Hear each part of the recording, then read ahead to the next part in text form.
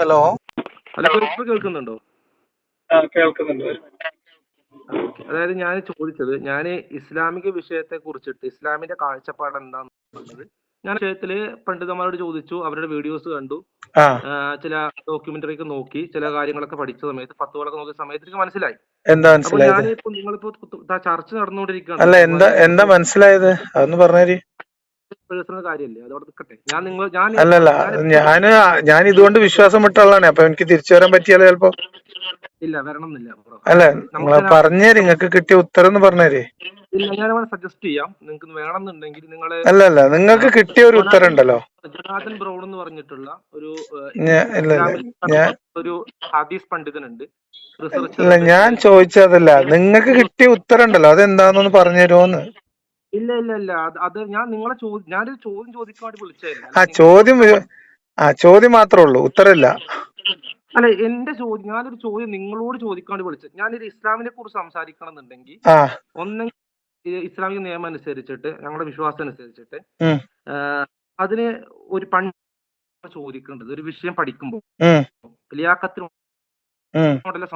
ലിയാഖത്തുമായിട്ട് ഇസ്ലാം ബന്ധമില്ല. ലിയാഖത്ത് അലി ഇസ്ലാമിനെ ദീൻ പഠിച്ച ഒരാളോ അക്കീദപരമായിട്ടുള്ള പുസ്തകങ്ങൾ പഠിച്ച ആളോ ഒന്നും അല്ല ലിയാഖത്ത്. ലിയാഖത്തിന് ഇസ്ലാമിനെ കുറിച്ച് ഒന്നും അറിയില്ല, സീറോ ആണ്. ഞങ്ങൾ അത്ര സംസാരിക്കാറുള്ളതൊക്കെ ഇസ്ലാമിനെ കുറിച്ച് പഠിച്ചിട്ടുള്ള ആൾ. അപ്പൊ നിങ്ങൾ ഇസ്ലാം ദഅവത്ത് നടത്തുന്നതും അക്കീദൊക്കെ പഠിച്ച പണ്ഡിതന്മാർക്ക് മാത്രമാണോ? ലിയാഖത്ത് അല്ല, നിങ്ങൾ മതപരമായ ഒരു വിഷയത്തിൽ വിമർശനം ഉന്നയിക്കുന്ന ഒരാൾ എന്ന നിലക്കല്ല നിങ്ങൾ എന്നെ വിളിക്കണേ? അല്ല അല്ല അല്ല, അങ്ങനെ വേണമെന്ന് പറയാൻ പറ്റില്ല. കാരണം എനിക്ക് നിങ്ങളുടെ ആശയം അറിയാനുള്ള ആഗ്രഹം കൊണ്ടാണ്. കാരണം രണ്ട് ആശയങ്ങളുണ്ട്. ഒരു സ്ഥലത്ത് പറയുന്നു ദൈവവിശ്വാസികളായ ആൾക്കാർ, പ്രത്യേകിച്ച് ഇസ്ലാം വിശ്വാസികളായ ആൾക്കാർ അടിമത്തത്തെ കുറിച്ച് അവർ നിയമങ്ങൾ കൊണ്ടുവരുന്നു, ആ നിയമങ്ങൾ പാലിക്കപ്പെടുന്നു, അതിൽ ചില ഒരു ഭാഗത്ത് മാത്രം ഓപ്പൺ ആയിട്ട് കൊടുക്കുന്നു, ഇങ്ങനെ ഒരുപാട് കാര്യങ്ങൾ അവിടെ കിടക്കുന്നു. വേറെ ഭാഗത്ത് ഏത്യസ്റ്റുകളായിട്ടുള്ള ദൈവം ഇല്ല എന്ന് പറയുന്ന ആൾക്കാർ. ഇങ്ങനെ രണ്ട് തരം ആൾക്കാർ മാത്രമേ ലോകത്തുള്ളൂ. കുറിച്ചിട്ട് അടിമത്തം നിങ്ങളെ ചോദ്യം ചോദിക്കും. നിങ്ങളിപ്പോ എന്തായാലും ഇസ്ലാമിനെ തൊടൂല, എനിക്ക് മനസ്സിലായി. നിങ്ങളെ ചോദ്യം ചോദിച്ചോളെ. എന്റെ ചോദ്യത്രേ ഉള്ളൂ, ഇസ്ലാമിനെ തൊടില്ല എന്നുള്ളതിൽ ലിയാഖത്തെ ഞാൻ നേരത്തെ ഇസ്ലാമിനെ തൊടൂല, അത് മനസ്സിലായി. പോട്ടെ കുഴപ്പമില്ല, നിർബന്ധിക്കണില്ല, നിങ്ങൾ പറഞ്ഞോളി. കുഴപ്പമില്ല, നിങ്ങൾ പറഞ്ഞോളി, ഞാൻ നിർബന്ധിക്കണില്ല നിങ്ങളെ. നിങ്ങൾക്ക് ഇസ്ലാമിലെ വിഷയത്തില് ഞാൻ ഇസ്ലാമിക വിഷയത്തിൽ ഞാൻ നടത്തിക്കൊണ്ടിരിക്കുന്ന ഒരു മിനിറ്റ്, ഞാൻ പറഞ്ഞൊരു പോയിന്റ് പറയട്ടെ. അതായത് നിങ്ങളോട് ഇപ്പൊ എത്ര നേരം സംസാരിച്ചെന്ന് എനിക്ക് മനസ്സിലായ ഒരു കാര്യം പറയട്ടെ. അതായത് അടിമത്ത വിഷയം ഇങ്ങനെ സജീവമായിട്ട് ചർച്ച ചെയ്ത് ഇസ്ലാമിനെ വിമർശിക്കുന്ന ഒരാൾ എന്ന നിലക്ക് നിങ്ങൾ ആ വിഷയത്തിൽ നിങ്ങളുടെ കാഴ്ചപ്പാടുകൾ ഇസ്ലാമിക പണ്ഡിതന്മാരോടൊക്കെ സംസാരിച്ചും അവരുടെ വീഡിയോകൾ കണ്ടും ഫത്വകൾ വായിച്ചും ഒക്കെ മനസ്സിലാക്കി നിങ്ങൾക്ക് അതിനൊരു ഉത്തരം കിട്ടി. ഓക്കെ, ആ കിട്ടിയ ഉത്തരം എന്താണ് എന്ന് നിങ്ങൾ എന്നോട് പറയാൻ തയ്യാറല്ല. ഇല്ല ഇല്ല. ഓക്കെ, ഇനി നിങ്ങൾക്ക് എന്നോടൊരു ചോദ്യം ചോദിക്കാനുണ്ട്. അതൊന്ന് ചോദിച്ചോളൂ. അതാണ് ഞാൻ പറഞ്ഞത്, ഇസ്ലാമിനെ തൊടൂല എന്ന് പറയാൻ കാരണം എന്താണ് കേട്ടോ. ഇനി പറഞ്ഞു, ഇനി ചോദ്യം ചോദിച്ചോളൂ, നിങ്ങളെ ചോദ്യം ചോദിച്ചോളൂ. ചോദ്യത്തിലേക്ക് വരാം. അതിനുമുമ്പ് ഇത് നിങ്ങളെ ഫാലസി അടിക്കുന്നതിന് മുമ്പ് കാര്യം, ഒരു ഫാലസി ഇല്ല ഇതിനകത്ത്. അതായത് ഞാൻ ചോദിക്കുന്നത് ഞങ്ങളെ സംബന്ധിച്ചിടത്തോളം ഞങ്ങൾ ദീൻ പറഞ്ഞു കൊടുക്കുന്നത് അതിന് തന്നെ യോഗ്യരായ ആൾക്കാർക്ക് ദീൻ പറഞ്ഞു കൊടുക്കുള്ളൂ. തോന്നിയെടുക്കുന്ന ലീഗ് ദീൻ ഇല്ല. ദീൻ എന്ന് പറഞ്ഞ അള്ളാഹുവിന്റെ വിശ്വാസപ്രകാരം അള്ളാഹുവിന്റെ ദീൻ ഒരാൾക്ക് പറഞ്ഞു കൊടുക്കണോ വേണ്ടേ എന്നതിന് യോഗ്യത പരിശോധിക്കുന്നത് എന്തിന്റെ അടിസ്ഥാനത്തിലാണ്? ആ ദീൻ ലിയാഖത്തെ ആ ദീൻ എന്നത് അത് പഠിച്ചിട്ടുള്ള ആളുകളിൽ നിന്നും അത് പഠിപ്പിച്ചു കൊടുക്കുന്നത് അത് പഠിക്കാൻ താല്പര്യമുള്ളവർക്ക് വേണ്ടി മാത്രം. ലിയാഖത്ത് ദീൻ പഠിക്കാൻ ആഗ്രഹിക്കുന്ന ഒരു ഓപ്പൺ മൈൻഡ് ആളൊന്നല്ല. ലിയാഖത്ത് ചുമ്മാ വിമർശനം മാത്രമാണ്. അപ്പൊ ലിയാഖത്ത് ഇസ്ലാമിൽ നിങ്ങൾ എനിക്ക് മാർക്ക് ഇടുന്നതിന്റെ ലോജിക്ക് എന്താണ്? നിങ്ങൾ എന്തിന്റെ അടിസ്ഥാനത്തിലാണ് എനിക്ക് മാർക്ക് ഇടുന്നത്? ഇസ്ലാമിലേക്ക് വരണമെന്നൊന്നും ഞാൻ ആഗ്രഹിക്കുന്നില്ല പേഴ്സണലി, എനിക്ക് എന്റെ ആവശ്യമൊന്നുമില്ല. നിങ്ങളെ ഖബറിൽ ഞാൻ എന്റെ ഖബറിൽ പോകും, അത്രയല്ലേ ഉള്ളൂ. Care about it. ഞാൻ വിളിച്ചത് നിങ്ങളുടെ ആശയം അറിയാം. എന്താണ് ആശയം അറിയാം? ലിയാഖത്തിന്റെ ആശയം എന്ന് പറയുന്നത് ദൈവം ഇല്ല എന്ന് പറയുന്ന നിരീശ്വരവാദ ഫ്രീ തിങ്കർ ആണ്. അപ്പൊ എന്റെ ചോദ്യം, ഒരു ഫ്രീ തിങ്കറിന് ഈ അടിമത്തം ഇസ്ലാമിന്റെ വിഷയം അവിടെ വേറെ പഠിച്ച സമയത്ത് ഇതുമായി ബന്ധപ്പെട്ട് നിങ്ങളോട് ചോദിക്കണമല്ലോ. കാരണം അവിടെ ഇസ്ലാമിക വിഷയം പഠിച്ചത് ചോദിച്ചു. ഇവിടെ നിങ്ങൾ അറിവുള്ള ചോദിക്കണമല്ലോ, അവരോട് ചോദിക്കുക. അടിമത്തം എന്ന് പറയുന്നത് ഈ ഫ്രീ തിങ്കറിൽ നിരോധിക്കപ്പെട്ട ഒരു കാര്യമാണോ? എന്താണ് അതിന്റെ നിലപാട്? ഈ അന്ധവിശ്വാസിയായിട്ടുള്ള ഒരാൾക്ക് മറ്റൊരു മനുഷ്യനെ കുറിച്ച് ഒരു ബഹുമാനപൂർവ്വം ചിന്തിക്കാനോ സംസാരിക്കാനോ കഴിയാത്ത ഒരാളോട് ഫ്രീ തിങ്കിങ് പറഞ്ഞിട്ട് ഒരു കാര്യമില്ല എന്നാണ് എന്റെ അഭിപ്രായം. ഓക്കെ, അന്ധവിശ്വാസിയായ ഒരാൾക്ക് അന്ധവിശ്വാസി ഒരാളോട് നിങ്ങൾ വെൽ ബയാസ്ഡ് ആയിട്ടുള്ള ആ ബയാസിന്റെ അടിസ്ഥാനത്തിൽ മറ്റുള്ള ആളുകൾക്ക് മുൻകൂട്ടി മാർക്ക് ഇടുന്ന, അയാളുടെ ഓപ്പൺ മൈൻഡ്നെസ്സും അയാളുടെ അന്വേഷണത്വരയൊക്കെ യാതൊരു തെളിവിന്റെ അടിസ്ഥാനത്തിലല്ലാതെ മാർക്ക് ഇടുന്ന ഒരാൾക്ക്, മറ്റൊരു മനുഷ്യന് മാർക്ക് ഇടുന്ന ഒരാൾക്ക്, അയാളെ നിങ്ങൾ യാതൊരു ബന്ധമോ പരിചയമില്ലാത്ത ഒരാൾക്ക് ജഡ്ജ് ചെയ്യുന്ന ഒരാളോട് സ്വതന്ത്ര ചിന്ത പറഞ്ഞിട്ട് പ്രത്യേകിച്ച് കാര്യമില്ല എന്നാണ് എന്റെ നിലപാട്. അപ്പൊ അതിനു വേണ്ടി എന്റെ സമയം ഞാൻ കളയണ്ടല്ലോ. അല്ല, അപ്പൊ ലിയാഖത്ത് പ്രശ്നമുണ്ട്. നിങ്ങൾ പറയണതിലും പ്രശ്നമുണ്ടേ. അവിടെ പ്രശ്നം എന്താ അറിയോ? നിങ്ങൾ പറയുന്ന പ്രശ്നങ്ങൾ കൊണ്ടാണ് ഞാൻ ഈ പറയണതേ. ലിയാഖത്തെ, ഞാൻ നിങ്ങളെ അങ്ങോട്ട് വിളിക്കുകയാണ് ചെയ്തത്. അതിന് നിങ്ങൾ കട്ട് ചെയ്തോ, ഞങ്ങൾ അങ്ങോട്ട് വിളിച്ചോളാം. അല്ല, ഞാൻ നിങ്ങളെ അങ്ങോട്ട് വിളിച്ചോളാം, നിങ്ങൾ കട്ട് ചെയ്തോ. എനിക്ക് ഓൾറെഡി അറിയാം നിനക്ക് ഇസ്ലാമിനെ കുറിച്ച് തൊടാൻ പറ്റുമോ? ഈ വിഷയം സംസാരിക്കാനാണല്ലോ. ഒരു മിനിറ്റ്. ഈ വിഷയം സംസാരിക്കാനാണല്ലോ നമ്മള് ജാനുവരി 5-ന്, നിങ്ങളുടെ ശബ്ദം ഭയങ്കര ലൗഡായിട്ട് എനിക്ക് കേൾക്കുന്നു. ഒരു മിനിറ്റ് സുഹൃത്തെ, നിങ്ങൾ ഒന്നാമത് ലൗഡ് സ്പീക്കർ ഓഫ് ചെയ്യേ. എനിക്കത് തിരിച്ചിങ്ങോട്ട് തന്നെ എക്കോ അടിക്കുന്നത്. ലൗഡ് സ്പീക്കർ ഓഫ് ചെയ്യാൻ പറ്റില്ല ബ്രോ, കാരണം എനിക്ക് ഹെഡ്സെറ്റിന്റെ ഫോൺ. അതെ, എനിക്ക് ആ സൗണ്ട് ഇങ്ങോട്ട് തന്നെ റിപ്പീറ്റ് വന്നോണ്ടിരിക്കുകയാണ്. അല്ലെങ്കിൽ നിങ്ങൾ വോയിസ് വർക്ക്, സൗണ്ട് വർക്ക്, നമുക്ക് സംസാരിക്കാൻ പറ്റണ്ടേ? സൗണ്ട് ആർക്ക് വേണമെങ്കിൽ കുറക്കണത്. എന്തപ്പോ ഇത്? നിങ്ങളിപ്പോ നിങ്ങളുടെ ഒരു ധാരണ എന്താ? നിങ്ങൾ മുതലാളി, ഞാൻ നിങ്ങളെ തൊഴിലാളിയോ? ഒരാളോട് സംസാരിക്കുമ്പോ, ഒരാളെ ഫോൺ ചെയ്ത് സംസാരിക്കുമ്പോ അയാളുടെ സൗകര്യം അസൗകര്യം, അയാളുടെ കംഫർട്ട് ലെവൽ ഒന്നും നിങ്ങൾക്ക് പ്രശ്നമല്ലേ? നിങ്ങളെ സൗകര്യത്തിനാണ് നിങ്ങൾ ലൗഡ് സ്പീക്കർ സൗണ്ട് കൂട്ടി വെക്കും, ലൗഡ് സ്പീക്കറിലേ പറ്റുള്ളൂ. നിങ്ങൾ ലൗഡ് സ്പീക്കർ ഓഫ് ചെയ്തിട്ട് ഇയർഫോണിൽ വെക്കുക, അല്ലെങ്കിൽ നിങ്ങൾ എക്കോ ഒഴിവാക്കാനുള്ള പണി ചെയ്യ്. എനിക്കിത് എക്കോ അടിക്കുന്നു എന്റെ ചെവിയിൽ തിരിച്ച്. എനിക്ക് എന്റെ ചെവി പരിക്കായിട്ട് ഞാൻ ഒരു ചെവിയിൽ വർക്ക് ചെയ്യുള്ളൂ എന്ന് പറഞ്ഞില്ലേ? എങ്ങനെ? നിങ്ങൾക്ക് എന്തെങ്കിലും ബുദ്ധിമുട്ടുണ്ടെങ്കിൽ നിങ്ങൾ സാങ്കേതിക പ്രശ്നങ്ങൾ ഇല്ലാതാക്കിയിട്ട് വിളിക്കൂ, ഇല്ലെങ്കിൽ നിങ്ങൾ ഫോണിൽ വിളിക്കൂ. ഇതിപ്പോ വാട്സപ്പ് കോൾ അല്ലേ, അതുകൊണ്ടല്ലേ നിങ്ങൾക്ക് ലൗഡ് സ്പീക്കർ തന്നെ വേണ്ടി വരുന്നത്. റേഞ്ച് പോകുന്നുണ്ട്, അവിടെ റേഞ്ച് ഇല്ല ഒന്നും. ഞാൻ പുറത്താണ്, നിങ്ങൾക്ക് നോർമൽ കോളിൽ വിളിക്കൂ. നോർമൽ കോളിൽ വിളിക്കാം. ഓക്കെ, നോർമൽ കോളിൽ വിളിക്കാം കേട്ടോ. ശരി.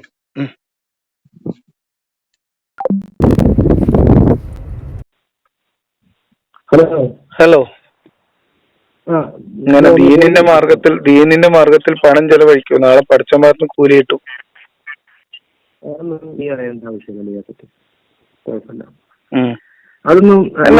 ഞാൻ എന്നോട് പറയണൊന്നും നീ അറിയണ്ടാത്തത്. പിന്നെ നിന്നോട് ഞാൻ ഇങ്ങനെ സംസാരിച്ചോണ്ടിരിക്കണം എനിക്ക് നേർച്ചയൊന്നും ഇല്ലല്ലോ. അല്ല, എന്നോട് ഇസ്ലാമിക വിഷയങ്ങളിൽ ഉപദേശിക്കാൻ ലിയാഖത്തൊന്നുമല്ല. അതിന് നീ എന്നോട്, ഞാൻ നിന്നെ ഉപദേശിക്കാൻ വന്നോ? ഞാൻ നിന്നെ ഉപദേശിക്കാൻ വിളിച്ചോ? അങ്ങോട്ട് വിളിച്ചിരുന്നോ രാവിലെ എങ്ങാനും?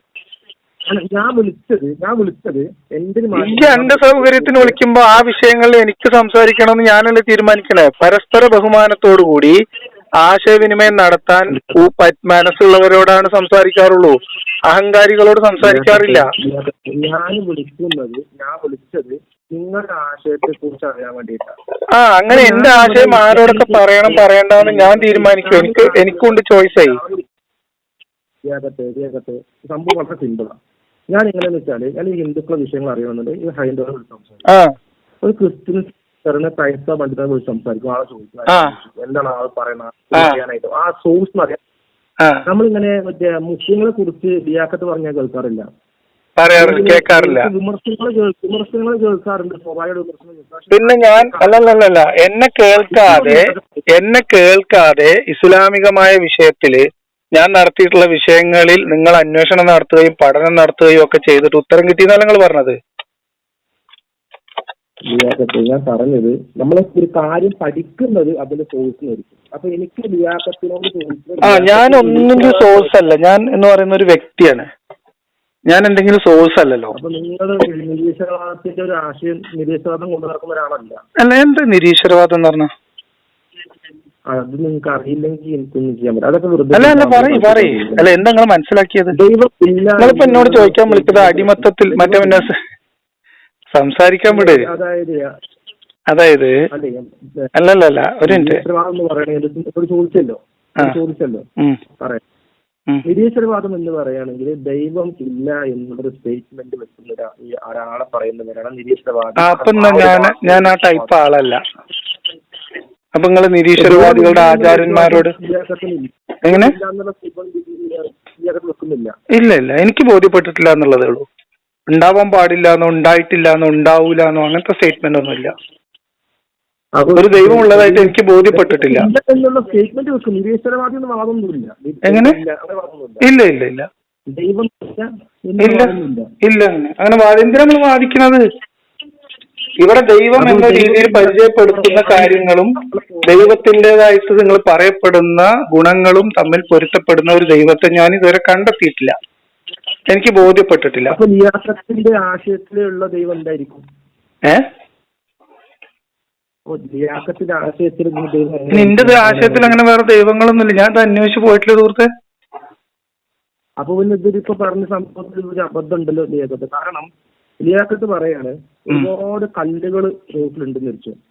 ഒരു കല്ലും കല്ലല്ല എന്ന് പറയാം. ഈ കാണുന്ന കല്ലുകളൊന്നും കല്ലല്ല എന്ന് പറയാം. അപ്പൊ ഞാൻ ചോദിച്ചു ലിയാഖത്തെ, അപ്പൊ പിന്നെ ഏതാണ് കല്ല് എന്ന് പറയാം. ലിയാഖത്ത് എനിക്ക് ഇതിനെ കുറിച്ചൊന്നും ഒരു ധാരണ ഇല്ലാന്ന് വെച്ചോ. നിങ്ങൾക്ക് വേറെ എന്തെങ്കിലും പറയണ്ടോ? അപ്പോ അങ്ങനത്തെ സ്കെയിലൊന്നുമില്ല. ഈ അടിമത്ത സ്കെയിലില്ല, സ്കെയിലില്ല. നിരീശ്വരവാദം ഞാനൊരു മനുഷ്യനായിട്ട് ഇവിടെ ജനിച്ചു, മനുഷ്യനായിട്ട് ജീവിക്കുന്നു. മനുഷ്യനായിട്ട് ജീവിക്കുന്നു. അതിൽ നിന്നുകൊണ്ട് നിങ്ങൾക്ക് എന്താ ചോദിക്കാനുള്ളത്? എന്താ ആശയം? പിന്നെ ദൈവ നിരീശ്വരവാദത്തിന് മുന്നേ ആശയം അങ്ങനെയൊന്നുമില്ല, ദൈവമില്ല. ഞാൻ മനുഷ്യനായി ജനിച്ച് മനുഷ്യനായി ജീവിക്കുന്നു എന്നാണ് ഞങ്ങളോട് പറഞ്ഞത്. പിന്നെ ചില ആൾക്കാർക്ക് ചില കാര്യങ്ങളിലൊക്കെ വിശ്വാസമോ അന്ധവിശ്വാസമോ കഥകളോ ഒക്കെ ഉണ്ട്. എന്നെ സംബന്ധിച്ച് അത്തരം കഥകളിലൊന്നും റിലേ ചെയ്യുന്നില്ല. ഞാൻ മിസ്റ്ററികളെ കുറിച്ച് അങ്ങനെ അധികം പറയാം. മനുഷ്യനെ കുറിച്ചോ പ്രപഞ്ചത്തെ കുറിച്ചുള്ള മിസ്റ്ററികളിൽ ഞാൻ അത്ര എന്താ പറയാ, ഞാൻ അത്ര ഭയങ്കര കൺസേൺ ഉള്ള ആളുമല്ല. നിഗൂഢതകളെ കുറിച്ച് ആലോചിച്ച് അന്തം വിടുന്ന ആളല്ല. എന്താണ് നിങ്ങൾ അല്ലെങ്കിൽ നിങ്ങൾക്ക് എന്നോട് ചോദിക്കാനുള്ള ചോദ്യം എന്താ? അതിലേക്ക് വരൂ. അല്ല, ഇതിപ്പോ ഇങ്ങനെ നിരീശ്വരവാദി അല്ലാത്ത ഒരാളോട് ഇനിയിപ്പോ ഞാൻ നിരീശ്വരവാദിയാണെന്ന് വെച്ചോ, നിങ്ങളൊക്കെ നമ്മളെ നിരീശ്വരവാദി എന്നല്ല വിളിക്കുന്നത്, അങ്ങനെ തന്നെ വെച്ചോ. ഞാൻ നിരീശ്വരവാദി എന്ന് തന്നെ വെച്ചോ, ഞാൻ ഈശ്വര നിഷേധിയാണെന്ന് തന്നെ വെച്ചോ. എന്താ വെച്ചോ? വെക്കാൻ പറ്റൂല. ഞാന് നിരീശ്വരവാദത്തില് അടിമത്തം ശരിയാണോ തെറ്റാണോ എന്ന വിഷയത്തിലാണ്. അതാണ് ചോദ്യം. അതെ, നിങ്ങൾ റിയാഖത്തിനോട് പറഞ്ഞു നിങ്ങൾ നിരീശ്വരവാദി എല്ലാവരും ആവുന്ന എനിക്കില്ല, ഞാൻ മനസ്സിലാക്കി. അല്ല, ഞാൻ നിരീശ്വരവാദിയാണ്. എന്റെ ഈ ചോദ്യം അഡ്രസ് ചെയ്യാൻ വേണ്ടി ഞാൻ നിരീശ്വരവാദി ആയിപ്പോ. പറ്റില്ല. പറ്റും. ഞാൻ ഉത്തരം പറയാം. ഞാൻ ഉത്തരം പറഞ്ഞുതരാം. ഞാൻ നിരീശ്വരവാദിയാണ്. അല്ല, പറഞ്ഞുതരാനേ, ഞാൻ നിരീശ്വരവാദിയാണ്. ഇതുപോലത്തെ മണ്ടൻ ചോദ്യമൊക്കെ ആരെങ്കിലും പോസ്റ്റ് ചെയ്യുമ്പോ അത് എടുത്തോണ്ട് വരുന്ന കുട്ടി സാമാന്യ ബോധം വേണ്ടേ? നിങ്ങൾ കുറച്ചു മുമ്പ് ഞാൻ നിരീശ്വരവാദി അല്ല എന്ന് പറഞ്ഞു, പിന്നെ നിങ്ങൾ മാറ്റി പറഞ്ഞു. അല്ല അങ്ങനെ മാറി പറയണ്ട. അങ്ങനെ നിങ്ങൾ നുണ പറഞ്ഞതേ ആവുള്ളൂ. നിങ്ങൾ നുണ പറയുന്നത് നിങ്ങൾ നുണ പറഞ്ഞതേ ആവുള്ളൂ. നിങ്ങൾ നുണ പറയുമ്പോൾ നിങ്ങൾ നുണ പറഞ്ഞു എന്നേ ആവുള്ളൂ. ബഹളം ഇങ്ങനെയാണോ നിങ്ങൾ ഒരാളോട് ഫോണിൽ സംസാരിക്കാൻ പോകുന്നത്? ഇതാണോ നിങ്ങൾ ഒരാളോട് ഫോണിൽ എന്നോട് സംശയം ചോദിക്കാൻ വിളിച്ച ആളുടെ കോലാണോ ഇപ്പത്? ആണോ? ഇങ്ങനെയാണോ നിങ്ങൾ ഒരാളോട് ഫോണിൽ സംസാരിക്കേണ്ട മര്യാദ പഠിച്ചത്? ഞാൻ വായ തുറന്ന നീ അവിടെ ശബ്ദം എടുക്കും. അവിടെ നിക്ക്, ഞാൻ പറയട്ടെ. നിങ്ങൾ നുണ പറഞ്ഞാൽ അത് നിങ്ങൾ പറഞ്ഞ നുണ. നിങ്ങൾ നുണ പറഞ്ഞാൽ അത് നീ പറഞ്ഞ നുണ മാത്രമേ ആവുന്നുള്ളൂ. മറ്റൊരാൾ നുണ പറഞ്ഞു എന്ന് സ്ഥാപിക്കാനുള്ള തെളിവല്ലാതെ നീ നുണ പറയുന്നു എന്നത് മാത്രമേ ഉള്ളൂ അതിനർത്ഥം. മനസ്സിലായോ? നിങ്ങൾ പറഞ്ഞത് എന്താ ഞാൻ പറഞ്ഞതെന്ന് പറഞ്ഞുതരാം. കേട്ടോ? ഒരു മിനിറ്റ് കേട്ടോ. ഞാൻ പറഞ്ഞത് ഞാനല്ലേ പറയണ്ടേ, നീയാണോ തഫ്സീർ പറയുന്നത്? ആ ഓക്കെ. ഞാൻ പറഞ്ഞത്, നീ പറഞ്ഞു എന്ത് കാര്യങ്ങളും നീ പഠിക്കുന്നത് അതിന്റെ അടിസ്ഥാനത്തിൽ അതിന്റെ ആധികാരികമായിട്ടുള്ള ആളുകളിൽ നിന്നായിരിക്കും. ആ സോഴ്സിൽ നിന്ന്. നിരീശ്വരവാദത്തിന്റെ സോഴ്സ് അല്ല ഞാൻ. നിരീശ്വരവാദം കൊണ്ട് നടക്കുന്ന ഒരാളോടെ ചോദിക്കുക. അപ്പൊ ഞാൻ ഇസ്ലാമിനെ കുറിച്ച് ഒരു ചോദ്യം ചോദിച്ചത് നിങ്ങളോടാണ്. നിങ്ങൾ ഇസ്ലാം കൊണ്ടു നടക്കുന്ന ആളല്ലേ? നിങ്ങൾ ഇസ്ലാം കൊണ്ടു നടക്കുന്ന ആളാണോ അല്ലേ? ഞാനിപ്പോ പെട്ടു. നിങ്ങൾ ഇസ്ലാം കൊണ്ടു നടക്കുന്ന ആളാണോ അല്ലേ? എന്ത്? നിങ്ങൾ ഇസ്ലാം കൊണ്ടു നടക്കുന്ന ആളാണോ അല്ലേ? ഇസ്ലാം കൊണ്ട് നടക്കുന്ന സാധനമല്ലേ അല്ലേ? നിങ്ങൾ ഇസ്ലാം മത വിശ്വാസിയല്ലേ? കൂടെയുള്ള സാധനമാണ്. നിങ്ങൾ ഇസ്ലാമിക വിശ്വാസിയാണോ ഇസ്ലാമിന്റെ പ്രതിനിധിയാണോ? ഇസ്ലാമിക വിശ്വാസിയാണല്ലേ? അതുകൊണ്ടാണ് ഞാൻ നിങ്ങളോട് ചോദിച്ചത്. ഇനി ഞാൻ എന്നോട് ചോദിച്ചത്, എന്നോട് സംസാരിച്ചത്, നിങ്ങൾ എന്റെ അടുത്തുനിന്ന് ഇസ്ലാം പഠിക്കൂല. സുഹൃത്തെ സംസാരിക്കാൻ അനുവദിക്ക്. അതല്ലാതെ ഹാലിളകിയിട്ടുള്ള വഹാബി ജിഹാദിന്റെ സ്വഭാവം എടുക്കണ്ട. ഇത് ഹാലിളകിയ സ്വഭാവമാണ്. അത് നിർത്ത്. നമുക്ക് സമാധാനത്തിൽ സംസാരിക്കാം. നവാസ് ജാനന്റെ പോസ്റ്റ് പൊക്കി പിടിച്ച് വന്നപ്പോ തന്നെ എനിക്ക് മനസ്സിലായതിന്റെ അസ്ഥ്യത എന്താന്നുള്ളത്. അതുകൊണ്ട് കേൾക്കാൻ പഠിക്കൂ. ഒച്ചയിടാൻ മാത്രമല്ല, കേൾക്കാൻ കൂടെ പഠിക്കൂ. മനസ്സിലായില്ല? മനസ്സിലായില്ല? മണ്ണറക്കാടൊക്കെ നമ്മള് നാട്ടുകാരൊക്കെ അല്ലേ, അതുകൊണ്ട് അതിന്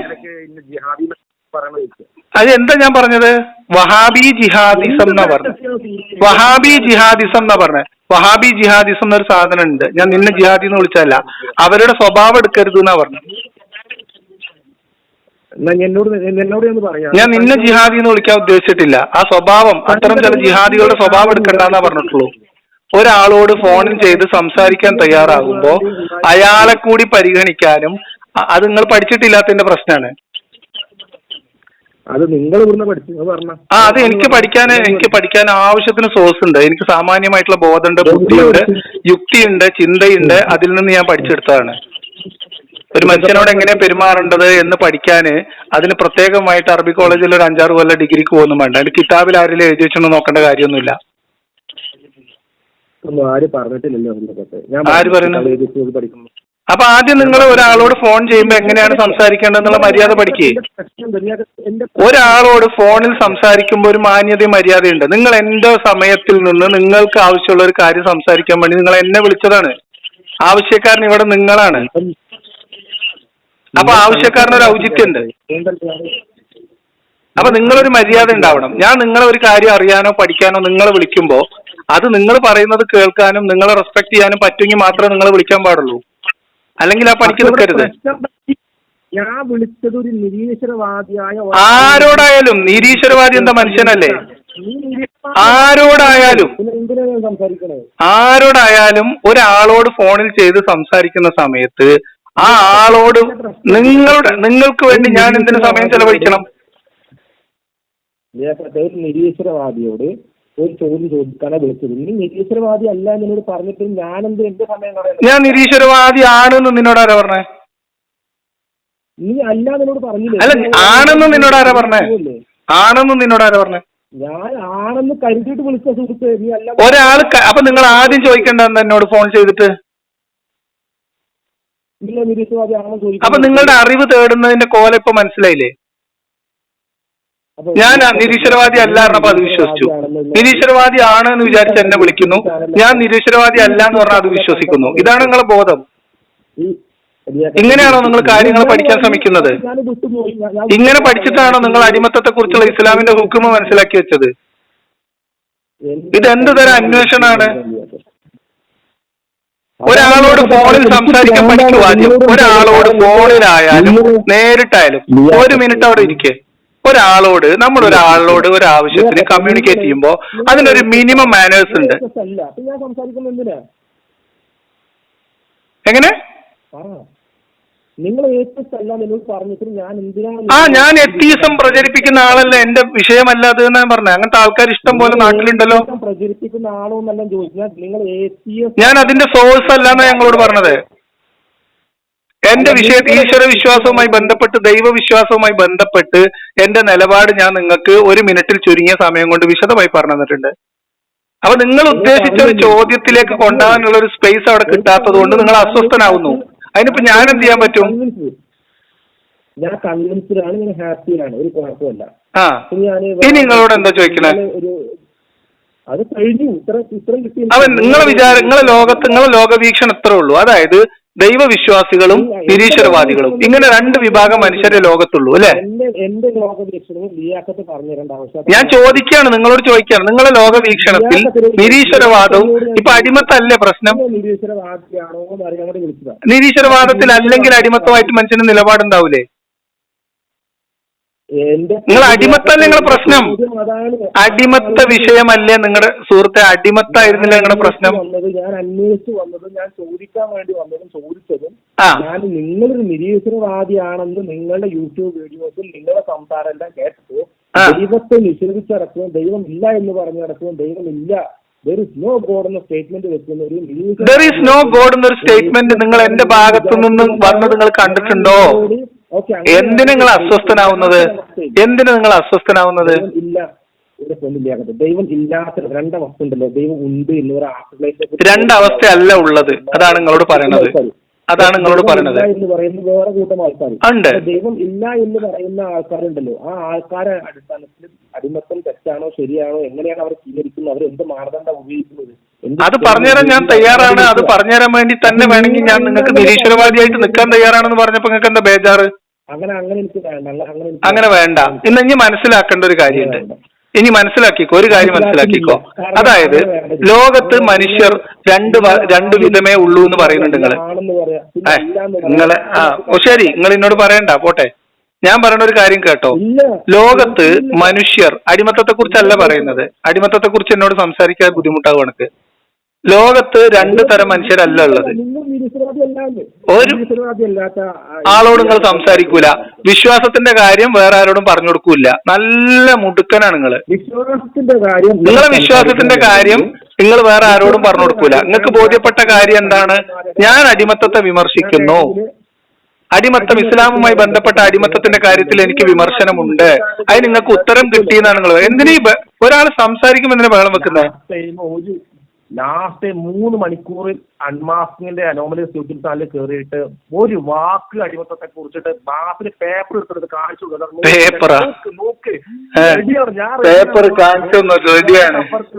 അപ്പൊ വായ തുറക്കാതെ ഇപ്പൊ ഞാൻ മൈക്കിൽ ഫോണിൽ നിങ്ങളെ ചോദിച്ചു ചോദിക്കാതെ വിളിച്ച് എന്നോട് അടിമത്തം ചോദിച്ചിട്ട് കാര്യമില്ല. ഇസ്ലാമിന്റെ അടിമത്തം അങ്ങനെ നിങ്ങള് ഒരാളെ മ്യൂട്ട് ചെയ്ത് വെച്ച് സംസാരിക്കുന്ന അണ്ടർഗ്രൗണ്ട് വേൾഡിൽ സംസാരിക്കേണ്ട വിഷയമല്ല, നാട്ടുകാരെ മുമ്പിൽ സംസാരിക്കേണ്ട വിഷയമാണ്. ജനുവരി 5 കോഴിക്കോട് പരിപാടി വെച്ചിട്ടുണ്ട്. ധൈര്യമുള്ള മുസ്ലിങ്ങൾ വേറെ ഉണ്ട്. ബാസിലിന് ചാറില്ല എന്ന് വിചാരിച്ചിട്ട് ബാസിലിന് അത് ലൈവ് സ്ട്രീമിംഗ് ഉണ്ടാവും. ഓഫ്ലൈന് പരിപാടി ലൈവിൽ വിടാൻ പറ്റാത്ത കേടൊന്നുമില്ലല്ലോ. എങ്ങനെ അല്ല, വേണ്ട. ഒരു വിശ്വാസിയാണ് സംവാദത്തിന് വരുന്നത്. എന്റെ പരിപാടിയൊന്നുമല്ല. നിങ്ങൾ എന്താ വിചാരിച്ച ബാസിലിന് ചാറില്ലാന്ന് വിചാരിച്ചിട്ട് വേറെ മുസ്ലിങ്ങൾ ആരും സംവാദത്തിന് വരില്ല വിചാരിച്ചോ? ഒരു സെലഫി വിശ്വാസി ഇസ്ലാമിനെ പ്രതിനിധീകരിച്ച് സംവാദത്തിന് വരാൻ തയ്യാറുള്ള ആൺകുട്ടികൾ വേറെ ഉണ്ട് ഇവിടെ. ഒരു വരും. പേടിച്ച് മടയിൽ കയറി കുത്തിരിക്കണോ അവിടെ കുത്തിരിക്കും, അത്രേ ഉള്ളൂ. നിങ്ങൾക്ക് പേടിയാണ്, ബാസിലിന് പേടിയാണ്. അതിനിപ്പോ എന്ത് ചെയ്യണു? ഇത് പബ്ലിക്കിന്റെ ഇടയിൽ സംസാരിക്കേണ്ട വിഷയമാണ്. പബ്ലിക്കിന്റെ ഇടയിൽ സംവാദം നടക്കും. ഇസ്ലാമിക പക്ഷത്തെ ആളുണ്ടാവും. ഞാനും സംവാദത്തിന് ചെല്ലുന്നുണ്ട്. ഇനി എന്റെ യൂട്യൂബിൽ കാണണ്ട. എന്റെ യൂട്യൂബിൽ കയറി എന്റെ യൂട്യൂബിൽ അത് പറഞ്ഞുതരാം. അത് കേൾക്കാനൊക്കെ ഉള്ള പാങ്ങണക്കുണ്ടെങ്കിൽ പറഞ്ഞുതരാം. അതിനുള്ള മറുപടി ഇന്ന് രാത്രി ഉണ്ട്, കേട്ടോ വേണമെങ്കിൽ. ഭയങ്കര പേടിച്ചോടില്ല. ഒരാൾ കയ്യിൽ മലം പിടിച്ചെറിയാൻ നിന്ന ഓടൂലേ? ഇനി സമാധാനപ്പെട്. എന്റെ ഫ്രസ്ട്രേഷൻ എനിക്ക് മനസ്സിലായി. ഫ്രസ്ട്രേഷന്റെ കാര്യം മനസ്സിലായി സുഹൃത്തെ. നിന്റെ ഫ്രസ്ട്രേഷന്റെ കാര്യം എനിക്ക് നിന്റെ ആദ്യത്തെ ഹലോയിൽ തന്നെ മനസ്സിലായി. നിന്റെ ഫ്രസ്ട്രേഷന്റെ പ്രശ്നം നിന്റെ ആദ്യത്തെ ഹലോയിൽ തന്നെ മനസ്സിലായി.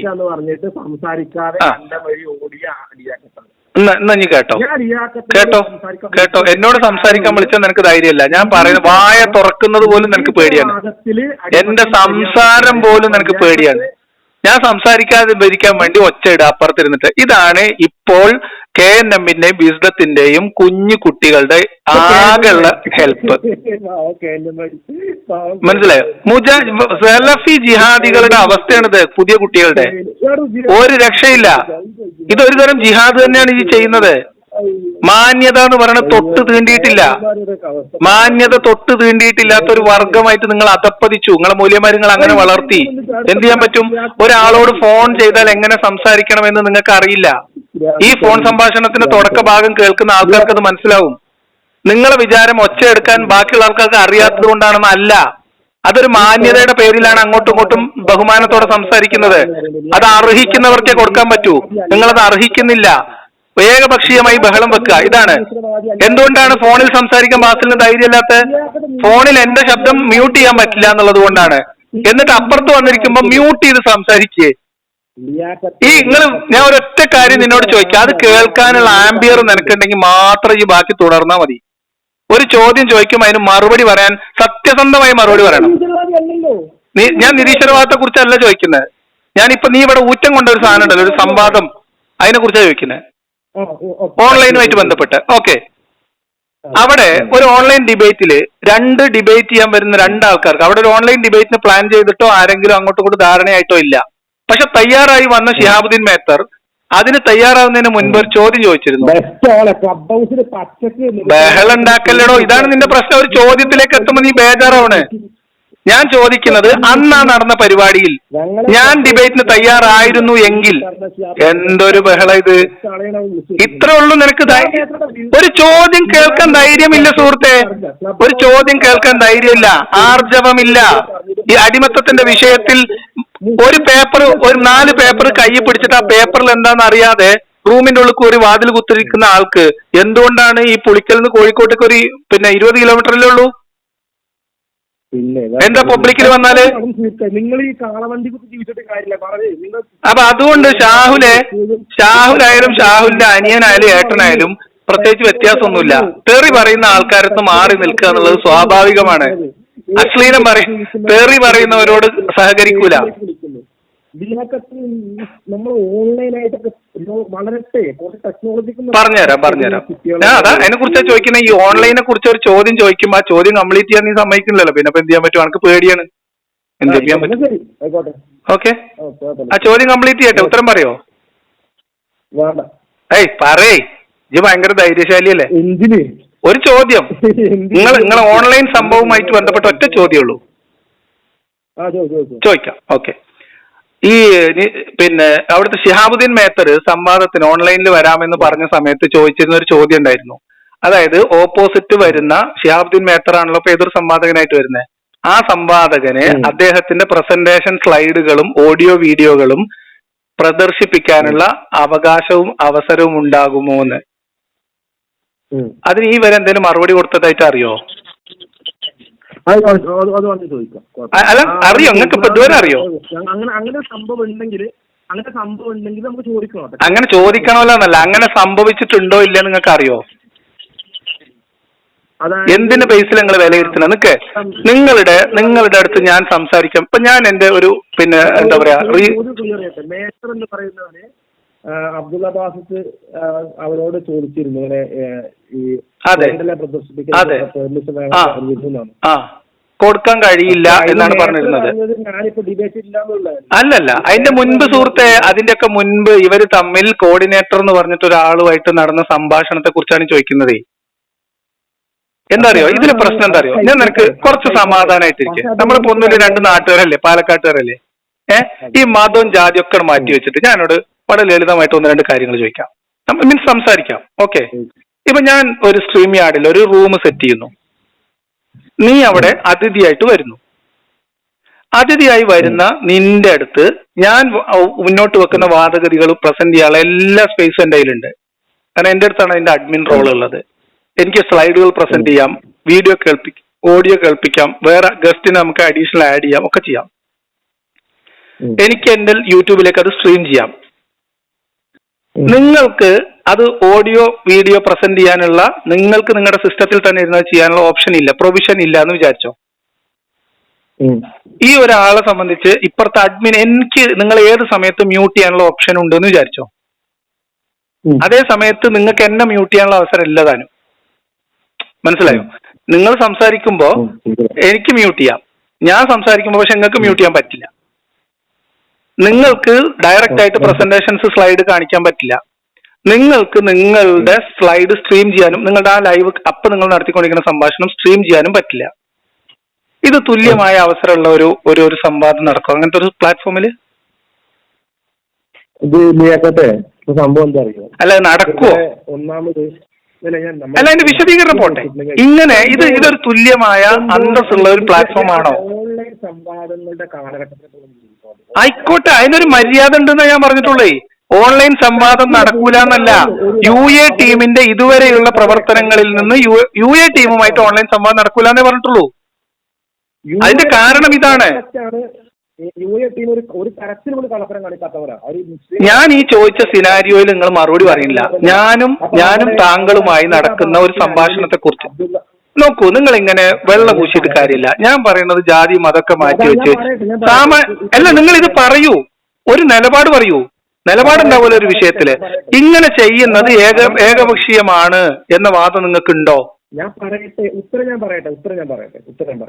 പറഞ്ഞല്ലോ, ലിയാഖത്ത് അലി മനസ്സിലാക്കേണ്ടത് യൂട്യൂബിലൊക്കെ ഓൺലൈനായിട്ട് സംവാദം. ഞാൻ അതിനെ കുറിച്ചൊന്നല്ല. നമ്മളിപ്പോ ഞാനൊരു സിനാരിയോ ഇവിടെ പറഞ്ഞല്ലോ. ഞാനിവിടെ ഒരു സിനാരിയോ പറഞ്ഞല്ലോ. ആ സിനാരിയോയിൽ പറയട്ടെ. ഇവരിവിടെ ഒരു അഡ്മിനായിട്ട് ഒരാളെ വെച്ചിട്ടുണ്ട്, മോഡറേറ്ററായിട്ടുള്ള വെച്ചിട്ടുണ്ടെന്നാണ് നമ്മളെ മറ്റേ പറയുന്നത്. ഓക്കെ, മോഡറേറ്ററുള്ള വെച്ചിരുന്നു. അപ്പുറത്ത് അബ്ദുൾ ബാസ് ഉണ്ടായിരുന്നു. അബ്ദുൾ ബാസിന് അനിയന് അവിടുന്ന് എണീറ്റ് പോവുകയും ചെയ്തു. ആര് വന്ന സമയത്ത് സുഹൃത്തെ, സ്റ്റുഡിയോയിലുള്ള ആളുകളെ കുറിച്ചല്ല ചോദിക്കുന്നത്, പ്ലാറ്റ്ഫോമിനെ കുറിച്ച് പ്ലാറ്റ്ഫോമിനെ കുറിച്ച് പറയട്ടെ. സ്റ്റുഡിയോയിൽ ആരുണ്ടെങ്കിലും ഈ മോഡറേറ്ററിനെ പൂർണ്ണമായിട്ട് വിശ്വസിക്കുന്നുണ്ട്. മോഡറേറ്റർ എന്ന് പറയുന്ന വ്യക്തി അദ്ദേഹം മൈക്ക് മ്യൂട്ട് ചെയ്യുന്നുണ്ടോ ചോദിച്ചാൽ നമ്മൾ സ്വാഭാവികമായിട്ടും ആ ഒരു ടോപ്പിക്കിന് പുറത്തു പോയിട്ട് സംവാദത്തിലേക്ക് പോയി കഴിഞ്ഞാൽ മ്യൂട്ട് ചെയ്ത് നമ്മൾ മോഡറേറ്റർ അല്ല മൈക്ക് മ്യൂട്ട് ചെയ്തതെന്ന് അവിടെ ഇരുന്ന് ആ സംഭവം വീക്ഷിച്ച എല്ലാവർക്കും അറിയാം. മോഡറേറ്റർ അല്ല മൈക്ക് മ്യൂട്ട് ചെയ്തിരുന്നത് അവിടെ. ആരായിക്കോട്ടെ, നീ സംസാരിക്കുന്നില്ല. ഡിബേറ്റ് തുടങ്ങണമെങ്കിൽ ഞാൻ പറയണത് ഒരു ഡിബേറ്റിന് പോകുമ്പോ നോക്കൂ, ഇതില് ഞാൻ പറയണത് അറിയോ, മാന്യതയില്ലാതെ പ്രവർത്തിക്കുന്ന ആളുകളെ എന്തിന്റെ പേരിൽ ന്യായീകരിക്കുന്നത്? ഞാൻ ചോദിക്കട്ടെ, ഡിബേറ്റ് എങ്ങനെയാണ് ഒരു ഡിബേറ്റ് ഫോം ചെയ്യുക? എങ്ങനെയാണ് ഒരു ഡിബേറ്റ് സ്ട്രക്ചർ ചെയ്യുക? ഇല്ലല്ല, ഞാൻ പറയുന്നത് എങ്ങനെയാണ് ഡിബേറ്റ് സ്ട്രക്ചർ ചെയ്യുക? എന്താണ് ഒരു ഡിബേറ്റ്? ഓൺലൈൻ ആയിക്കോട്ടെ ഓഫ്ലൈൻ ആയിക്കോട്ടെ, ആശയത്തിലുള്ള ആളുകൾ ഉണ്ടാവും. ആ ആളുകൾക്കും ആശയങ്ങൾ ഉണ്ടാവും, വാദഗതികൾ ഉണ്ടാവും. ഈ ആളുകൾക്കും ആ വാദഗതികൾ അവതരിപ്പിക്കാനുള്ള സമയം, സാഹചര്യം, സൗകര്യം, സന്ദർഭം ഇതെല്ലാം തുല്യമായിരിക്കണം. ഈ മോഡറേറ്റർ എന്ന് പറയുന്നത് രണ്ടു കക്ഷികൾ. ഒരു മിനിറ്റ്, ഡിബേറ്റ് തുടങ്ങിയിട്ട് ലിയാഖത്ത് പറയണോ? അപ്പൊ നിങ്ങൾ പറയുന്നു ഡിബേറ്റിൽ നിന്ന് ഇറങ്ങി ഓടിയെന്ന്. അപ്പൊ അതോ 10 മിനിറ്റ് ഡിബേറ്റ് തുടങ്ങിയെന്ന് നിങ്ങൾ തന്നെ പറയുന്നു, ഡിബേറ്റിൽ നിന്ന് ഇറങ്ങി ഓടിയെന്ന് നിങ്ങൾ തന്നെ പറയുന്നു. ഇതൊക്കെ മോശമല്ലേ? അവിടെ അന്ന് ഡിബേറ്റ് നടന്നിട്ടുണ്ടോ? ഇല്ലേ, ഡിബേറ്റ് നടന്നിട്ടില്ല. ഓക്കെ, നിങ്ങൾ പറഞ്ഞ മനസ്സിലായി. ഡിബേറ്റ് നടന്നിട്ടില്ല. ഇല്ല, ഒരു മിനിറ്റ്, ഞാൻ ചോദിക്കട്ടെ, നിങ്ങൾ ലൈവ് കേട്ടോ കേട്ടില്ല, അത് പോട്ടെ. അവിടെ ഡിബേറ്റ് നടന്നിട്ടില്ല നിങ്ങൾ പറയുന്നു, ശരി, സമ്മതിച്ചു. അപ്പൊ ഡിബേറ്റ് നടക്കാത്തത് കൊണ്ട് ഡിബേറ്റിൽ ഉണ്ടാവേണ്ട എല്ലാ മാന്യതയും അവിടെ നടന്നിട്ടുണ്ടാവില്ല. നിങ്ങൾ ഞാൻ ഒരു കാര്യം ചോദിക്കാം, അസ്വസ്ഥതപ്പെടല്ലേ? നിങ്ങൾ എന്തിനാണ് ഇങ്ങനെ അസ്വസ്ഥതപ്പെടുന്നത്? ഈ ബഹളം ഉണ്ടാക്കേണ്ടി വരുന്ന ആർക്കറിയോ? നമ്മൾ പറയുന്ന ആശയത്തിൽ ആത്മവിശ്വാസമില്ലാതെ നമ്മളെ ബഹളം വെക്കുന്നത്. ഞാൻ ചോദിച്ച കാര്യങ്ങൾ അഡ്രസ് ചെയ്യുന്നില്ല, നിങ്ങൾ എവിടെയോ ഓടിപ്പോവാണ്. എന്നെ സംബന്ധിച്ച് എങ്ങനെ അറിയോ? എന്നെ സംബന്ധിച്ച് straight to the point, pinpoint ചെയ്തിട്ട് കാര്യങ്ങൾ പറയാന്നുള്ളതാണ്. ഞാൻ ചോദിക്കുന്നത് അവിടെ സംവാദം നടന്നിട്ടില്ല, ഡിബേറ്റ് തുടങ്ങിയിട്ടില്ല. ആ പോയിന്റിൽ അവിടെ നിൽക്കൂ. ഒരു മിനിറ്റ്, ഒരു ഡിബേറ്റ് അനൗൺസ് ചെയ്യുന്നതിന് മുൻപ് ഡിബേറ്റ് ഓർഗനൈസ് ചെയ്യുന്നവർ എന്തൊക്കെ ചെയ്യണം? അവരെ കോണ്ടാക്ട് ചെയ്യണം. ആരെ കോണ്ടാക്ട് ചെയ്യണം? ആരൊക്കെ തമ്മിലാണ് ഡിബേറ്റ്? ഒരു മിനിറ്റ്, ഞാൻ പറയാം, ഞാനൊന്ന് വിശദീകരിക്കാം. അതിലെന്തെങ്കിലും തെറ്റുണ്ടെങ്കിൽ നിങ്ങൾ പറഞ്ഞോ. ആരൊക്കെയാണ് ഡിബേറ്റ് ചെയ്യുന്നത് എന്നുള്ള കാര്യത്തിൽ ധാരണയിലെത്തണം. Debaters, okay. ഇത് ഓർഗനൈസ് ചെയ്യുന്ന ആളുകൾ, അതിൽ ഒരു പൊതു കോർഡിനേറ്റർ, ഒന്നുകിൽ ഒരു പൊതു മോഡറേറ്റർ ഉണ്ടാവും, അങ്ങനെയാണെങ്കിൽ ഈ ഇരുപക്ഷത്തിനും സ്വീകാര്യനായിട്ടുള്ള ഒരു മോഡറേറ്റർ ആയിരിക്കണം. ന്യായമായ ആവശ്യമല്ലേ? ഇനി അല്ല ഇരുപക്ഷത്തും മോഡറേറ്റർ ഉണ്ടെങ്കിൽ സംവാദകർക്ക് മോഡറേറ്ററെ നിശ്ചയിച്ചു കൊണ്ടുവരാം. മോഡറേറ്ററുടെ ഉത്തരവാദിത്വ സമയക്രമം പാലിക്കലായിരിക്കും, അല്ലേ? രണ്ടാൾക്ക് തുല്യ അവസരം കിട്ടുന്നുണ്ടെന്ന് ഉറപ്പുവരുത്തലായിരിക്കും. ആശയങ്ങൾ വായിക്കേണ്ടതും പറയേണ്ടതും. ഒരു മിനിറ്റ്, ഞാൻ പറയാം, അവിടെ കട്ടെ. ഇതിലേക്കൊക്കെ എത്തുന്നതിന് മുൻപ് ഡിബേറ്റിന്റെ ഡേറ്റ്, സ്ഥലം, രീതി, ഈ കാര്യങ്ങൾ ധാരണയിലെത്തിയിട്ടുണ്ടാവണം. വേണ്ടേ? അതിവർ ചെയ്തിട്ടുണ്ടോ? ഇവിടെ രണ്ട് സന്ദർഭത്തിലാണ് ഇത് പറയുന്നത്. ഇതിനകത്ത് പറയുന്നത് ഒരു സ്റ്റേജിൽ നടത്തുന്ന ഒരു ഡിബേറ്റ് പോലെ എങ്ങനെ പറയും. ഇതെങ്ങനെയല്ല ഇവിടെ സംഭവിക്കുന്ന കാര്യം. ഇവിടെ നമുക്കറിയാം, കുറച്ച് കാലമായിട്ട് ഇസ്ലാമിനെതിരെ കുറച്ചു കാലം തന്നെ ലിയാഖത്ത് എനിക്കറിയാം ക്ലബ് ഹൗസിലെ തുടക്ക സമയത്ത് അടിമത്തം ഇനിയും പറയും, കോഴിക്കോടും പറയും. ഞാനിത് കേരളത്തിൽ ആകെ പറയാൻ പോവാ. തീർന്നിട്ടില്ല. ഇപ്പൊ ഞാന് എന്റെ പഠിത്തം കഴിഞ്ഞ് എഞ്ചിനീയറിംഗ് കഴിഞ്ഞ് ഞാൻ പണിക്ക് കയറി, പെണ്ണ് കെട്ടി, കുട്ടിയായി, ഇപ്പോഴും ഈ അടിമത്തം കഴിഞ്ഞിട്ടില്ല നിങ്ങളത്. അപ്പൊ ഈ ഒരു വിഷയത്തില് ഓൺലൈനായിട്ട് പ്രത്യേകിച്ച് ഏറ്റവും കൂടുതൽ നുണ പറയുന്ന ആരിഫ് ഹുസൈൻ, പെരുന്നോണൻ ആരിഫ് ഹുസൈൻ, ആരിഫ് കണ്ടമാനെ കണ്ടിന്യൂസ് നുണ പറഞ്ഞിട്ട്. പക്ഷെ ആരിഫിന് മാത്രമേ UA ടീമിന് പറ്റുള്ളൂ. ആരിഫ് മതി. ആരിഫ് പറഞ്ഞാൽ ഞങ്ങൾ എന്താ ചെയ്യാ? ആരിഫ് അങ്ങനെ പറഞ്ഞില്ലേ? ഒരു നുണയെ വിശ്വസിക്കുന്നവരെ കുറിച്ച് നിങ്ങൾക്ക് എന്താ അഭിപ്രായം? നീ കുറച്ച് തുടിക്കണം മനസ്സിലായി. നിന്നിട്ട് ഞാൻ പറഞ്ഞു അല്ല, അങ്ങനത്തെ മാർക്കല്ല ഞാൻ ചോദിക്കുന്നത്. എന്റെ ചോദ്യം എന്താ വെച്ചാൽ, നിരന്തരം നുണ പറയുന്നു എന്ന് നിങ്ങൾക്ക് തന്നെ ആക്ഷേപമുള്ള ഒരാൾ പറഞ്ഞത് അപ്പാടെ വിശ്വസിക്കുന്ന നിങ്ങളെ കുറിച്ച് എന്താ ഞാൻ പറയാം? അപ്പാടെ വിശ്വസിക്കല്ല ചെയ്തിട്ടുണ്ട്.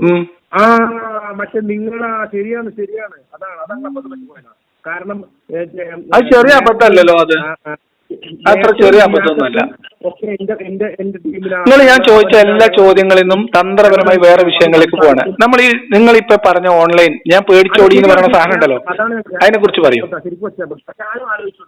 കാരണം എന്താ അറിയോ, 200 നുണ പറഞ്ഞെടുക്കുന്ന ഈ എന്നിട്ട് ഒരു നുണ പ്രൂവ് ചെയ്യാൻ പറ്റിയിട്ടില്ലേ നിങ്ങൾക്ക്? ഓൺലൈനിൽ വരണം, ഞാൻ വരും ഓൺലൈൻ, ഞാൻ അങ്ങോട്ട് വരും, ഞാൻ സംസാരിക്കുന്നു. ലിയാഖത്തലി മറ്റേ ഇവന് നേസർ എന്നൊക്കെ പറഞ്ഞിട്ടൊക്കെ എന്തൊരു കഷ്ടം. അതൊക്കെ നുണയാണ്. അവിടെ ബാസിൽ പറഞ്ഞതെല്ലാം നുണയാണ്. അവിടെ ബാസിലാണ് നുണ പറഞ്ഞത്. ആരിഫിന്റെ പ്രതിനിധിയായിട്ട് ഇയാളെ പറഞ്ഞേക്കുന്ന ആരിഫ് പറഞ്ഞിട്ടില്ല. ബാസിൽ മുഴുവൻ നുണ പറഞ്ഞത്. ബാസിൽ എന്നാ ആരിഫിന് പകരമായി, ആരിഫിന്റെ ബദലായി, ആരിഫിന്റെ പ്രതിനിധിയായിട്ട് ഷിഹാബുദ്ദീൻ മേത്ര പറഞ്ഞയക്കാം എന്ന് ആരിഫ് പറഞ്ഞ ഓഡിയോ ക്ലിപ്പ് ഒന്ന് കേൾപ്പിക്കോ, അല്ലെങ്കിൽ പോസ്റ്റ് ഒന്ന് കാണിച്ചു തരും. എവിടെ, എന്തില്, എന്തെങ്കിലും തെളിവുണ്ടോ നിങ്ങൾക്ക്? ഒരു തെളിവില്ല. നോണ പറയാ. ഇങ്ങനെ നോണ പറയാൻ പറ്റില്ല. ഞാൻ പറയണ വെച്ചാൽ ഇതും കഴിഞ്ഞിട്ട് ഇതൊക്കെ പോട്ടെ, ഇതൊക്കെ ഞാൻ വിട്ടു. ഓക്കെ, ഈ സംവാദത്തിന്റെ ഞാൻ പറഞ്ഞു തരാന്നേ. എങ്ങനെ ആ വിശ്വാസത്തിനെയാണ് അന്ധവിശ്വാസം എന്ന് പറയാം. നോണ പറഞ്ഞു ഞാൻ തെളിവ് തരാന്നേ. ഞാൻ തെളിവ് തരാം. നോണ പറഞ്ഞു ഞാൻ തെളിവ് തരാം. ഇപ്പൊ തരാം. ഞാനൊരു സ്റ്റേറ്റ്മെന്റ് പറയാം. നോണ പറഞ്ഞു എന്ന് ഞാൻ തെളിവ് തരാമെന്ന്. നോണ പറഞ്ഞു അല്ലല്ല, നോണ പറഞ്ഞു എന്ന് ഞാൻ തെളിവ് തരാം. ആശയം ഇസ്ലാം ആയതുകൊണ്ട് അവരുടെ ആശയം ഇസ്ലാമായത് മുസ്ലിങ്ങൾ നോണ പറയൂല. എന്തിന്റെ ബേസിൽ നിങ്ങൾക്ക് പറയാൻ പറ്റുക? ഇസ്ലാമിൽ ഒരു മിനിറ്റ്, ഇസ്ലാമിൽ കളവ് പറയുന്നത് തെറ്റാണെന്ന് വേണമെങ്കിൽ പറയാം. അതിനർത്ഥം മുസ്ലിങ്ങൾ ആരും കളവ് പറയൂലെന്നാ? അല്ല, അങ്ങനെ പറഞ്ഞിട്ടില്ലല്ലോ. ഞാൻ പറഞ്ഞത് ഇവര് ഈ വിഷയത്തിൽ നോണ പറയാൻ പറഞ്ഞിട്ടുണ്ടെന്ന് ഞാൻ തെളിയിച്ചു തരാമെന്നാണ് ഞങ്ങളോട് പറഞ്ഞതേ. പബ്ലിക്കായിട്ട് നോണ പറഞ്ഞിട്ടുണ്ട്. ഞാൻ ഒന്നുകൂടി തെളിയിച്ചു തരാമാണെങ്കിൽ. പബ്ലിക്കായിട്ട് നോണ പറയില്ല. നോണ പറഞ്ഞിട്ടുണ്ട് എന്നാണ് ഞാൻ പറഞ്ഞത്. തെളിവ് തരാമെന്നാണ് ഞാൻ പറഞ്ഞത്. ഏതാണ് പറയുന്നത്? ഷിഹാബുദ്ദീൻ മേത്തർ അവിടെ വരുന്നത് ആരിഫിന്റെ പ്രതിനിധിയായിട്ടാണ് എന്ന് അവർ അനൗൺസ് ചെയ്യുന്നു. ഒരു തവണയല്ല, പല തവണ, പല കാരണങ്ങൾ. ഒന്നാമത്തെ നുണ ആരിഫ് അങ്ങനെ പറഞ്ഞിട്ടില്ല. അതൊരു നുണയാണ്. ഞാൻ പറയട്ടെ. ഇനി അത് ആരെങ്കിലും അവരെ തെറ്റിദ്ധരിപ്പിച്ചതാണെന്ന് വെച്ചോ. എന്നാൽ പോലും ഇവർക്കറിയാം ആരിഫിന്റെ പ്രതിനിധിയായിട്ടല്ല ഇയാൾ വരുന്നത് എന്ന്. അത് ഇവരോട് കമ്മ്യൂണിക്കേഷനിലുണ്ട്, ക്ലിയറായിട്ട് പറഞ്ഞിട്ടുണ്ട്. അങ്ങനെ അറിഞ്ഞിരിക്കെ അത് പറയുന്നത് നുണയല്ലേ? അത് അതിന്റെ ഷിഹാബുദ്ദീൻ മേത്തർ UAE കോർഡിനേറ്ററോട് അവരുടെ സംഭാഷണത്തിൽ പറഞ്ഞതിന്റെ ഭാഗത്തിന് മറുപടിയായിട്ട് ഞാൻ ആരിഫിന്റെയോ മറ്റാരുടെയെങ്കിലും പ്രതിനിധിയല്ല എന്ന് ക്ലിയർ ആയിട്ട് പറഞ്ഞിരിക്കെ നിങ്ങളിപ്പോ ഒരാളെടുത്ത് ഇപ്പൊ ഞാൻ നിരീശ്വരവാദി അല്ല എന്ന് പറഞ്ഞോടുകൂടി പിന്നെ നിരീശ്വരവാദികളോട് ചോദിക്കേണ്ട ചോദ്യം എന്നോട് ചോദിക്കേണ്ട നിങ്ങൾ തീരുമാനിച്ചില്ലേ? അതിന് പകരം നിങ്ങൾ നിരീശ്വരവാദി തന്നെയാണ് നിങ്ങൾ പറഞ്ഞ എങ്ങനെ ഉണ്ടാവും? അതേ സാധനല്ലേ ബാസിലാണ് ചെയ്തത്. പക്ഷെ അവിടെ പ്രശ്നം എന്താ അറിയോ, ഇവര് ആ ശക്തികൾ സംസാരിക്കുമ്പോ ഷിയാബ് കാര്യം ചോദിക്കുന്നുണ്ട്. അപ്പൊ മേത്ര പറഞ്ഞൊരു കാര്യത്തെ കുറിച്ച് പറയണത് ഞാനൊരു കാര്യം ചെയ്യാം. ഞാൻ തൽക്കാലം നിന്നെ UAE ടീമിന്റെ പ്രതിനിധിയായിട്ട് സങ്കല്പിക്കുകയാണ്. ഒരു മിനിറ്റ്. നീയാണ് ഇപ്പൊ UAE ടീമിന്റെ കാര്യങ്ങൾ തീരുമാനിക്കുന്ന ഒരാളെന്ന് വെച്ചോ, വെറുതെ ഒരു സങ്കല്പമാണ് കേട്ടോ. ഞാൻ ഓൺലൈൻ ഡിബേറ്റിന് തയ്യാറായിട്ട് വരികയാണെന്ന് വെച്ചോ. പറയട്ടെ, ഇതില് മേത്രയുടെ ഭാഗത്ത് മേത്ര ഇങ്ങനെ പറഞ്ഞിട്ടുണ്ട് എന്നുള്ളത് അവരെ കാണിക്കുന്നുണ്ട്. ഇല്ല, അത് തെറ്റാണ്. മേത്ര പറയുന്നത് ആരിഫിന്റെ പ്രതിനിധിയായിട്ട് വരുന്നില്ല എന്നോ രീതിയിലും അവർ പറഞ്ഞിട്ടുണ്ടാവും. പക്ഷെ ഇവര് പറയുന്നത് ആരിഫ് നുണ പറയുന്നവനാണ് എന്നതിന് തെളിവ് കൂടിയായിട്ട് അങ്ങനെ നിങ്ങൾ മേത്ര അപമാനിക്കുന്നത് ശരിയാണോ? ആരിഫ് അതിന് രണ്ട് കാര്യങ്ങൾ നിങ്ങൾ പ്രൂവ് ചെയ്യണം. ഒന്ന്, ആരിഫിന്റെ പ്രതിനിധിയായിട്ട് മേത്തർ വരുന്നു എന്ന് ആരിഫ് പറയുന്നതിന്റെ ഓഡിയോയോ അല്ലെങ്കിൽ എന്തെങ്കിലും ടെക്സ്റ്റോ നിങ്ങൾ അവിടെ പ്രദർശിപ്പിക്കണം. അതൊരു പോയിന്റ്. അത് പ്രദർശിപ്പിച്ചിട്ടില്ലെങ്കിൽ എനിക്ക് അത് ചെയ്തിട്ടില്ല. അത് മാത്രമല്ല, ആരിഫ് അങ്ങനെ പറഞ്ഞു എന്ന് ഇവര് അവിടെ പറഞ്ഞപ്പോ ഷിഹാബുദ്ദീൻ മേത്തർ വീണ്ടും ചോദിക്കുന്നുണ്ട് അതിന്റെ തെളിവ് കാണിക്കണം എന്ന്. തെളിവ് കാണിച്ചിട്ടില്ല. ആരിഫ് അതിനെ പറഞ്ഞു എന്നുള്ള തെളിവ് ഷിഹാബുദ്ദീൻ മേത്തർ ചോദിച്ചിട്ടുണ്ട്, അവര് കാണിച്ചിട്ടില്ല. ഇല്ല, ഡിബേറ്റിന് വരാ എങ്ങനെയാണ് ഈ മൊത്തം ഉടായ്പ് കാണിക്കുമ്പോ ഇതൊക്കെ ഒരു ഉടായ്പാണ് ഇവിടെ നടക്കുന്നതെന്ന് പറയാനാണ് മേത്തർ വന്നത്. അതിന് തന്നെയാണ് ഞാനും വന്നത്. നോക്കൂ, ഒരു വിഷയത്തിൽ ഞാൻ എന്താ ഉടായ്പ എന്ന് അറിയണമെങ്കിൽ ഈമാൻ പെരുവഴിയിൽ ഞാൻ ഇവരുടെ ആ ഡിബേറ്റിന്റെ ഫസ്റ്റ് സെന്റൻസ് മുതൽ സ്വാഗതം പറയുന്നത് മുതൽ അവരുടെ ഓരോ ഉടായ്പ അവരെന്തൊക്കെയാണ് കാണിച്ചതെന്ന് കൃത്യമായി തെളിവ് സഹിതം പറഞ്ഞിട്ടുണ്ട്.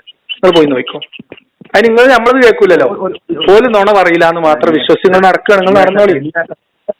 ഇസ്ലാമിന്റെ മറ്റേ കാര്യങ്ങളൊക്കെ ഇപ്പൊ ഭൂമിയുടെ ആകൃതിയെ കുറിച്ച് കളിയാക്കത്ത് ഭൂമി പരന്നതാണെന്ന് ഖുർആൻ പറഞ്ഞു എന്നൊക്കെ വിശ്വാസം. ഭൂമി ആകൃതി പരന്നതാണെന്ന് ഖുർആനിൽ പറഞ്ഞിട്ടുണ്ട്.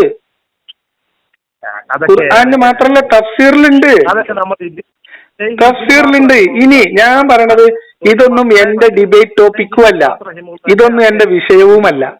ഖുർആനിൽ അങ്ങനെയൊക്കെ പറഞ്ഞിട്ടുണ്ട്. പക്ഷെ അതൊന്നും എന്റെ വിഷയമല്ല. അവിടത്തേക്കൊന്നും എന്നെ ഡ്രാഗ് ചെയ്യാനും പറ്റത്തില്ല. എന്നെ സംബന്ധിച്ച് സാധാരണ മനുഷ്യനെ ബാധിക്കുന്ന തരം പ്രശ്നങ്ങളാണ്. ഇയാക്കത്തിന്റെ വീഡിയോ കാണാത്ത കാരണം എന്താ പറയുക, ഞാൻ വല്ലപ്പോഴും കാണുള്ളൂ. ഫുള്ളാണ് കാണാത്ത കാരണം ഇയാക്കത്ത് പറഞ്ഞല്ലോ. ഞാൻ കാണാറുള്ളത് ഇപ്പൊ ഷെയ്ഖ് ഇബ്നു ബാസ് റഹിമുള്ള, ഷെയ്ഖ് സാലിഹ് ഫൗസാൻ റഹിമുള്ള, അഫീറുള്ള, ഷെയ്ഖ് പിന്നെ ഇബ്നു തൈമിയ്യ റഹിമുള്ള അദ്ദേഹത്തിന്റെ പുസ്തകങ്ങൾ, അതേപോലെ ഇതൊക്കെ നമ്മുടെ അക്ഷരത്തിൽ വാസ്തുക. നമ്മൾ ഇത്തരം വിഷയങ്ങളും അവരുടെ പ്രാമാണികമായിട്ടുള്ള ഗ്രന്ഥങ്ങളും കാര്യങ്ങളും പഠിക്കുന്നതും വായിക്കുന്നതും ഒക്കെ എനിക്ക് ഇബ്നു ബാസ് റഹിമുള്ളാഹിനോട് ഇതേ ക്വസ്റ്റ്യൻ ഭൂമിയുടെ ആകൃതിയെ കുറിച്ചിട്ട് ഭൂമി പരന്നതാണോ ചോദിക്കുമ്പോൾ അല്ല എന്ന് പറഞ്ഞിട്ട് ഞാൻ പറയുന്നത് ഭൂമി പരന്ന ആകൃതിയിലല്ല, ഇങ്ങനെയാണ് അതിന് തെളിവ്. ഭൂമി പരന്നതാണോ എന്ന് വെച്ചാൽ ഇപ്പോഴും അല്ലാന്ന് തന്നെയല്ലേ പറയാൻ പറ്റുള്ളൂ. കാരണം ഭൂമി പരന്നതല്ലല്ലോ, ഇപ്പൊ നമുക്കത് അറിയാലോ. ലോക പണ്ഡിതനായിട്ടുള്ള ഹദീസുകൾ മനഃപ്പാഠമാക്കും, ഖുർആൻ മനഃപ്പാഠമൊക്കെ ചെയ്തിട്ടുള്ള ഖുർആൻ ഹദീസുകളൊക്കെ വിവർത്തനം അതൊക്കെ കൃത്യമായിട്ട് പഠിപ്പിക്കുകയോ ചെയ്തിട്ടുള്ള മഹാപണ്ഡിതന്മാരെ ഈ വിഷയത്തിൽ ഇങ്ങനെ പറയുമ്പോൾ ദീനുമായിട്ട് യാതൊരു ബന്ധമില്ലാത്ത ആരിഫ് ഹുസൈൻ ലിയാഖത്ത് പോയി വന്നിട്ട് ഭൂമി പരന്നതാണ് ഖുർആൻ എന്ന് പറഞ്ഞിട്ട് ഞങ്ങൾ വിശ്വസിക്കും. ഖുർആന്റെ ഭൂമി പരന്നതാണ്, അതിൽ സംശയമൊന്നുമില്ല. എന്നെ സംബന്ധിച്ച് അതിനൊന്നും ഡിബേറ്റിനും പോകാറില്ല. എന്താ പ്രശ്നം അറിയോ? എന്നെ പറഞ്ഞുതരാം, ഒന്നുകൂടി പറഞ്ഞുതരാം, വിശദമായിട്ട് പറഞ്ഞുതരാം. എന്നെ സംബന്ധിച്ച് ഭൂമി ശാസ്ത്രീയമായിട്ടുള്ള കാര്യങ്ങള്, ഖുർആനിലെ ശാസ്ത്ര അത്ഭുതങ്ങൾ ഒളിഞ്ഞിരിപ്പുണ്ടോ, കണക്കുണ്ടോ, എന്നെ സംബന്ധിച്ച് ഇതൊന്നും അല്ല എന്റെ പ്രശ്നം. ഞാൻ വിമർശിക്കുന്നതും ഞാൻ സംസാരിക്കുന്നതും ഇതിനൊരു അവകാശവാദമുണ്ട്. മനുഷ്യ സമൂഹത്തിന്, മനുഷ്യർക്ക് ഏറ്റവും സന്തോഷവും സമാധാനത്തോടെ ജീവിക്കാനുള്ള ഏറ്റവും ഉത്തമമായ ജീവിത പദ്ധതിയും സാമൂഹിക രാഷ്ട്രീയ നിയമവുമാണ് എന്ന വാദമുണ്ട്. അത് പൂർണ്ണമായും തെറ്റാണ്. അതായത് ഇസ്ലാം എന്ന് പറയുന്നത് കേവലമായ ശാസ്ത്രാത്ഭുതങ്ങൾ പറയുന്നു എന്ന അവകാശവാദം നിങ്ങൾക്ക് പോലും ഇല്ലല്ലോ. ഇല്ല ഇല്ല. ഇത് മനുഷ്യർക്ക് നേർവഴി കാണിക്കാനും മനുഷ്യർ ധാർമ്മിക ജീവിതം നയിക്കാനും ആവശ്യമായിട്ടുള്ള നിയമങ്ങളല്ലേ? അതല്ലേ ഇസ്ലാമിന്റെ പ്രധാന ഏരിയ. അല്ല, ഇതല്ലേ പ്രധാന. ഞാൻ ചോദിക്കുന്നത് ഒരു സാധാരണ മനുഷ്യനെ സംബന്ധിച്ച്, ഓക്കെ, ഇപ്പൊ ആസ്ട്രോണമി പഠിക്കാത്ത, ആസ്ട്രോണമി ഒരു മെയിൻ വിഷയമായിട്ട് എടുക്കാത്ത ഒരു മനുഷ്യനെ സംബന്ധിച്ച് ഖുർആനിലെ പിന്നെ എന്താ പറയാ, ഗോളശാസ്ത്രമോ അതല്ലെങ്കിൽ ചന്ദ്രനെ നക്ഷത്രം പെറുക്കി എറിയും എന്നുള്ള വചനമോ ഇതൊന്നും സാധാരണ മനുഷ്യനുമായിട്ട് ബന്ധപ്പെടുന്നില്ലല്ലോ. ഈ നക്ഷത്രം പെറുക്കി എറിയുന്നു പറയുന്നതൊന്നും സയൻസുമായി ബന്ധമില്ലാത്ത വിഷയമല്ലേ? അങ്ങനെയാണ് ഇവിടെ പറയുന്നത്. സയൻസ് ഞാൻ പറയുന്നത് ഇതിനെ കുറിച്ച് അന്വേഷിക്കാനോ പഠിക്കാനോ സാധാരണക്കാരന് കഴിയൂല. അത് അവരുടെ ഏരിയ അല്ല, അവരെ ബാധിക്കുന്നില്ല എന്ന് ഞാൻ പറഞ്ഞേ. ബാധിക്കുന്നില്ല എന്ന് പറയുന്നത് അതായത് സയൻസുമായി ബന്ധപ്പെട്ട വിഷയങ്ങൾ ഞാൻ പറയാം. ഇപ്പം മിസ്റ്ററികൾ, ഓക്കെ, മിസ്റ്ററി ഒരു സാധാരണ മനുഷ്യന്റെ ഇപ്പം ശാസ്ത്രീയമായിട്ടുള്ള അറിവ് അന്വേഷിക്കൽ, പ്രപഞ്ചത്തിന്റെ നിഗൂഢത, പ്രപഞ്ച രഹസ്യം, സൃഷ്ടി, ഇങ്ങനെ തുടങ്ങിയിട്ടുള്ള വലിയ കാര്യങ്ങളൊന്നും സാധാരണ മനുഷ്യന്റെ ജീവിതത്തിനെ നേരിട്ട് ബാധിക്കുന്ന കാര്യങ്ങളല്ല. ഇതാണ് ഞാൻ പറഞ്ഞത്. അല്ല. അതേ സമയത്ത് ഇസ്ലാം എന്ന് പറയുന്നത്, ഖുർആൻ എന്ന് പറയുന്നത് സാധാരണ മനുഷ്യന്റെ ദൈനംദിന ജീവിതങ്ങളിൽ പോലും സ്വാധീനിക്കത്തക്ക തരത്തിൽ നിലനിൽക്കുന്ന ഒരു ജീവിത പദ്ധതിയും രാഷ്ട്രീയ സാമൂഹ്യ നിയമ സംഹിതയുമാണ് എന്നാണ് അവകാശവാദം. അത് ഈ കാലഘട്ടത്തിൽ യോജിക്കുന്നുണ്ടോ? അത് മാനവികമായ നമ്മളിപ്പം ആർജിച്ചിട്ടുള്ള ധാർമ്മിക മൂല്യങ്ങളോട് യോജിക്കുന്നുണ്ടോ? അത് ഏതെങ്കിലും മനുഷ്യനോട് ശത്രുതാപരമായിട്ടുള്ള നിലപാട് സ്വീകരിക്കുന്നുണ്ടോ? ഇതാണ് എന്റെ വിഷയം. അതിലെ സാമൂഹികം, വ്യക്തിപരം, രാഷ്ട്രീയം, അതിൽ ഇസ്ലാമിന്റെ മാനവികതയിൽ ചോദ്യം ചോദിക്കുന്ന ഏറ്റവും പ്രധാനപ്പെട്ട ഒരു സാധനമാണ് അടിമത്തം. എന്റെ ഈമാൻ കളഞ്ഞ സാധനമാണ്. ലിയാക്കത്തിലേക്കും അറിയാം. ലിയാക്കത്തിലിപ്പോ എന്താ മരിച്ചു പോകുന്നതാണ്. മരണം തട്ടാറിയാൻ പറ്റുന്നില്ല. ഞാനും മരിച്ചു പോകും. ലിയാക്കത്തിലേക്കും അറിയാം പഠിച്ചാൻ ഉണ്ടെന്നുള്ളത്. ലിയാക്കത്തിലിപ്പോ എങ്ങനെ കുറച്ചും എനിക്ക് ബോധ്യപ്പെട്ടിട്ടില്ല. നിങ്ങൾ പറഞ്ഞ പോലെ ദൈവത്തെ എനിക്ക് ബോധ്യപ്പെട്ടിട്ടില്ല. സത്യസന്ധമായിട്ട് പറയുന്ന കാര്യമാണ്. എന്തിനു നുണ പറയണം നമ്മള്? ബുദ്ധിയുള്ള ഒരു മനുഷ്യന് അങ്ങനെ പറയണോ? നീ ആലോചിച്ചു. നമ്മൾ ആരിൽ പറയും. ഞാൻ പറയണത് ഈ മിസ്റ്ററിയെ കുറിച്ച്. ഞാൻ പറയണ മരിച്ചു പോകുക, കബർ, നരകം, ഈ വക നെഗറ്റീവ് ആയിട്ടുള്ള സാധനം കൊണ്ട് എന്നോട് സംസാരിച്ചൊരു കാര്യം എനിക്കത് യേശൂല. നിങ്ങൾ മനുഷ്യരുടെ ജീവിതത്തെ കുറിച്ച് പറയാം. എന്റെ സെൽഫിനെ കുറിച്ചല്ല. ഞാനും എന്റെ കൂടെ ഇവിടെ ജീവിക്കുന്ന കോടാനകോടി വരുന്ന മനുഷ്യരായിട്ടുള്ള സഹജീവികളെ കൂടി ചേർത്ത് പറ. പറഞ്ഞു മരണം വിശ്വാസികൾക്ക് അനുഗ്രഹമാണ്, സന്തോഷ വാർത്തയല്ലേ ഞങ്ങളെ സംബന്ധിച്ചിടത്തോളം. നിങ്ങൾക്ക് ചിലപ്പോ അല്ല, മരിക്കാൻ വേണ്ടി മാത്രം ജീവിക്കുന്ന ആൾക്കാരാണ് നമ്മളൊക്കെ. ജീവിക്കാൻ വേണ്ടി ജീവിക്കുന്ന ആൾക്കാരാണ്. ജീവിതമാണ് നമ്മുടെ ജീവിതത്തിന്റെ. എന്നെ സംബന്ധിച്ച് നമ്മൾ സ്വന്തത്തിനും മറ്റുള്ളവർക്കും ദോഷമില്ലാതെ സന്തോഷമായിട്ട് ജീവിക്കുക എന്നുള്ളതാണ് എന്റെ ജീവിത ലക്ഷ്യം. ഒരു പ്രശ്നമുണ്ട്.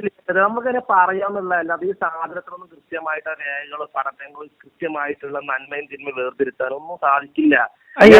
എന്ത് കാര്യം? ആ നന്മ തിന്മ വേർതിരിച്ചു എന്ന് അവകാശപ്പെടുന്നവർ വേർതിരിച്ച നന്മ തിന്മകളെ കുറിച്ചാണ് ചർച്ച. നിങ്ങൾ ഈ നന്മ എന്ന് പറയുന്ന, ഒരു മിനിറ്റ്, നിങ്ങൾക്ക് പല തിന്മകളും തിന്മയാണെന്ന് പറയാൻ പറ്റാത്തത് ഈ പ്രശ്നം കൊണ്ടാണ്. എന്തുകൊണ്ട് അടിമത്തം തെറ്റാണെന്ന് നിങ്ങൾക്ക് പറയാൻ കഴിയാത്ത? അടിമത്തം തെറ്റാണോ തെറ്റല്ലേ എന്നുള്ള വിഷയത്തിൽ അല്ല, അടിമത്തം തെറ്റാണോ? അടിമത്തം തെറ്റാണെന്ന് ചോദിച്ചിട്ടുണ്ടെങ്കിൽ എങ്ങനെ അതിന്റെ ക്വസ്റ്റ്യൻ അഡ്രസ് ചെയ്യും? അപ്പോൾ അതായത് അതൊരു ലളിതമായിട്ട് പറഞ്ഞുതരാം. ഇസ്ലാമൊക്കെ വിട്ടേക്ക്. ഇസ്ലാമും മതം, രാഷ്ട്രീയം, രാജ്യം അതൊക്കെ വിട്. ഞാൻ ചോദിക്കും, നമ്മൾ മനുഷ്യൻ എന്ന രീതിയിൽ നിൽക്കാം. മനുഷ്യനായിട്ട് നിൽക്കൂ. വേറെ ബാക്കി എല്ലാ ആടയാഭരണങ്ങളും അയച്ചു വെക്കൂ. മനുഷ്യനാണ് നമ്മൾ. പച്ചയായ രണ്ട് മനുഷ്യർ സംസാരിക്കുകയാണ്. പറയട്ടെ, നമ്മള് ഇപ്പൊ ഈ ചോദ്യങ്ങൾ ഇപ്പൊ ഒരിക്കല് ഇബ്നു ഉമറുല്ലാഹിന്റെ അടുത്തേക്ക് കുറച്ച് ആൾക്കാർ വന്നു. എന്നിട്ട് പറഞ്ഞ് ഉസ്മാൻ ഉസ്മാനെ കുറിച്ച് ചോദിക്കണേ, അദ്ദേഹം ബദർ പങ്കെടുത്തിട്ടില്ലല്ലോ. അപ്പൊ അവര് പറഞ്ഞു, അപ്പൊ ഇബ്നു ഉമറുല്ലാഹി പറഞ്ഞില്ല. അടുത്ത ക്വസ്റ്റ്യൻ, അദ്ദേഹം അദ്ദേഹം പങ്കെടുത്തില്ലല്ലോ, ഇല്ല. മൂന്നാമത്തെ ക്വസ്റ്റ്യൻ, അങ്ങനെ അദ്ദേഹം ഉഹുദ് യുദ്ധത്തിൽ അദ്ദേഹം ഓടിപ്പോയില്ലേ, തേർഡ് ക്വസ്റ്റ്യൻ. അപ്പൊ അദ്ദേഹം പറഞ്ഞു വീണ്ടും അതെ. അപ്പോ ഇത് മതി, ഇതോടുകൂടി ഉസ്മാൻ റളിയല്ലാഹുവിനെ കൊല്ലാൻ തീരുമാനിച്ചു വന്ന ഹവാരിജായ ആൾക്കാരാ, കൊല്ലാൻ വേണ്ടി വന്ന ആൾക്കാർ. ഇബ്നു ഉമർ തിരിച്ചു വിളിച്ചു പറഞ്ഞു, ഇങ്ങോട്ട് അങ്ങോട്ട് തിരിച്ചു പോരെ. ഇതിന്റെ വൺ ഓർ ക്വസ്റ്റ്യൻ ഇല്ല, തെറ്റാണോ ശരിയാണോ ഇതാണോ ചോദിക്കാതെ എക്സ്പ്ലനേഷൻ കേൾക്കാതിരിക്കുന്ന ആൾക്കാർ ഹവാരിജുകളാണ്, തീവ്രവാദികളാണ്. അപ്പോ ഇബ്നു ഉമർ പറയുന്നുണ്ട്, നിങ്ങൾ തിരിച്ചു പോരെ, ഇതിന് എക്സ്പ്ലനേഷൻ പറഞ്ഞുതരാം, ഓരോന്ന് പറഞ്ഞുതരാം എന്ന് പറഞ്ഞ് അദ്ദേഹം തിരിച്ച് ഓരോന്ന് പറഞ്ഞു കൊടുക്കുക ചെയ്യണത്. അപ്പൊ നമുക്കൊരു സംഭവം കേട്ട ഒരു പെട്ടെന്ന് തെറ്റാവുന്ന ശരിയാണ്, അങ്ങനെയല്ല നമ്മൾ അഡ്രസ് ചെയ്യുന്നത്. ആ വിഷയം അങ്ങനെയല്ല ഞാൻ ചോദിച്ചത്. നേതാവായിട്ട് എടുക്കുന്നത് നിങ്ങളിപ്പോ ഈ അനോളജി പറഞ്ഞതിൽ യാതൊരു, നിങ്ങൾ ഈ പറഞ്ഞ അനോളജി പ്രശ്നം നമ്മൾ തെറ്റാണെന്ന് ഡയറക്റ്റ് ചോദിക്കുമ്പോൾ പറഞ്ഞുതരാം, അതിന്റെ സാഹചര്യം കൂടി പറഞ്ഞുതരാം. ലളിതമാണ്. അതായത് ഇസ്ലാമില് ഈ തരം സാമൂഹ്യ വിഷയങ്ങളിൽ നിലപാടുകളുണ്ട് എല്ലാ കാര്യത്തിലും. തീർച്ചയായിട്ടും നിലപാടുകളുണ്ട്. ഈ ഇപ്പോ ഒരു ഉദാഹരണം പറഞ്ഞാല് മ്യൂസിക്, സിനിമ, വാദ്യോപകരണങ്ങൾ, ഈ തരം കാര്യങ്ങളൊക്കെ ഉപയോഗിക്കുന്നത്, അല്ലെങ്കിൽ പലിശ, ഇത്തരം കാര്യങ്ങളൊക്കെ സമൂഹത്തിലുള്ള പല കാര്യങ്ങളാണ്. ഓക്കെ, ഇതിനെ കുറിച്ചൊക്കെ അഭിപ്രായം ചോദിക്കുമ്പോൾ വളരെ സിമ്പിൾ ആയിട്ട് ഉത്തരം പറയാവുന്ന ഒരു മതം. മനുഷ്യൻ മറ്റൊരു മനുഷ്യനെ ഒരു ചരക്കായിട്ട്, അതായത് നമുക്ക് വിനിമയം നടത്താവുന്ന ചരക്കായിട്ട് കൈവശം വെക്കുകയും മറ്റുള്ളവരുടെ അവകാശങ്ങളെ പൂർണ്ണമായിട്ട് ഒരാൾ കൈവശപ്പെടുത്തി വെക്കുകയും അയാളുടെ സമ്പത്തിന്റെ ഭാഗമായി മാത്രം പരിഗണിക്കുകയും മനുഷ്യൻ എന്ന രീതിയിൽ പരിഗണിക്കാത്ത ഒരു സിസ്റ്റം, അതാണ് സ്ലേവറി എന്ന് പറയുന്നത്. അങ്ങനെ മനുഷ്യല്ലാതെ പരിഗണിച്ചിട്ടില്ല. പറഞ്ഞുതരാം. ഒരു മനുഷ്യൻ ഇപ്പം നിങ്ങളുടെ ഇസ്ലാമിക വിശ്വാസം അനുസരിച്ചിട്ട് ഞാൻ പറയണമെന്ന് വെച്ചാൽ അത്തരം ഒരു സിസ്റ്റം ഉണ്ടെങ്കിൽ അത് ഇസ്ലാം ചെയ്തോ ഇല്ലേ എന്നുള്ളതല്ല എന്റെ ചോദ്യം. അങ്ങനെ ഒരു സിസ്റ്റത്തെ, അതായത് നിങ്ങൾക്ക് മാർക്കറ്റിൽ പോയിട്ട് ആളുകളെ, മനുഷ്യരെ പൈസ കൊടുത്ത് വാങ്ങിക്കൊണ്ടുവരാവുന്ന, നിങ്ങളുടെ കയ്യിലുള്ളതിനെ നിങ്ങൾക്ക് ചന്തയിൽ കൊണ്ടുപോയി വിൽക്കാവുന്ന, നിങ്ങൾക്ക് പൈസക്ക് ആവശ്യം വരുമ്പോൾ വേറൊരു മുതലാളിക്ക് പണയം വെക്കാവുന്ന, നിങ്ങൾക്ക് കൂലി ഏതും കൊടുക്കാതെ ഭക്ഷണം മാത്രം കൊടുത്ത് അവരെ കൊണ്ട് പണിയെടുപ്പിക്കാവുന്ന ഒരു സിസ്റ്റം ഉണ്ടെങ്കിൽ ആ സിസ്റ്റം ശരിയോ തെറ്റോ എന്നാണ് ഞാൻ ചോദിച്ചത്. തെറ്റാണ്. തെറ്റല്ലേ? ആ സിസ്റ്റം ഇസ്ലാമിലുണ്ടോ എന്നുള്ളതാണ് നമ്മൾ ചർച്ച. ഇസ്ലാമിലില്ല. ഇസ്ലാമിൽ അങ്ങനെ ആ സിസ്റ്റം ഇസ്ലാമിലുണ്ട് എന്നതാണ് എന്റെ വാദം. ഇസ്ലാമിൽ ഉള്ളത് യുദ്ധത്തിലൂടെ പിടിക്കപ്പെടുന്ന തെറ്റാണ്, അല്ലാത്ത ആൾക്കാർ, അത് തെറ്റാണ്. മാത്രമാണ് അടിമതി. അല്ല, ഉറപ്പാണ്. ഒരു മിനിറ്റ്, വീഡിയോ അത് തെറ്റാണ്.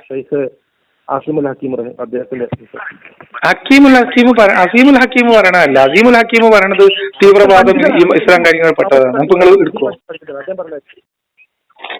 അസീമുൽ ഹക്കീനൊക്കെ ഞാൻ നിരവധിയായിട്ട് കേൾക്കുന്ന ആളാണ്. അദ്ദേഹം ഒരു പണ്ഡിതനാണ്. ആയിക്കോട്ടെ, അദ്ദേഹം പഠിച്ച വ്യക്തിയാണ്. അദ്ദേഹം പറയുന്നത് ആണ് ഞങ്ങൾ എടുക്കുക. അദ്ദേഹം പറഞ്ഞത്, അതായത് നിങ്ങൾ പറഞ്ഞതുപോലെ ആ ഒരു സിസ്റ്റം തെറ്റാണെങ്കിൽ ആ തെറ്റ് ചെയ്തയാളാണ് മുഹമ്മദ് നബി. ഇല്ല, ഒരിക്കലും ഒരു കാര്യത്തിന് ഇപ്പൊ യുദ്ധം തെറ്റാണെന്ന് വെച്ചാൽ നമ്മൾ സ്കൂൾ പഠിക്കാനാണ് യുദ്ധം. ഞാനൊരു കാര്യം ചോദിക്കട്ടെ, ഞാനൊരു ഒറ്റ കാര്യം ചോദിക്കാം. മുഹമ്മദ് നബിയുടെ ഹദീസിനെ ആസ്പദപ്പെടുത്തി ഞാൻ ചോദിക്കാം. മുഹമ്മദ് നബി ആസ്പദമാക്കിയിട്ട് ഞാൻ പറയാം. ഞാൻ ഈ പറഞ്ഞ സംവിധാനത്തിലുള്ള അടിമത്തം സ്ലേവറി ആവശ്യകത വരുന്നു. ആ സമയത്ത് യുദ്ധം ചെയ്ത് കൊണ്ടുപോയി പിടിക്കപ്പെട്ട ആൾക്കാരെ ഏറ്റവും ബെസ്റ്റ് ആയിട്ടുള്ള എന്റെ അഭിപ്രായത്തിൽ ഞാൻ യുദ്ധ കുറ്റവാളികളെ കുറിച്ചേ അല്ല ചോദിച്ചു.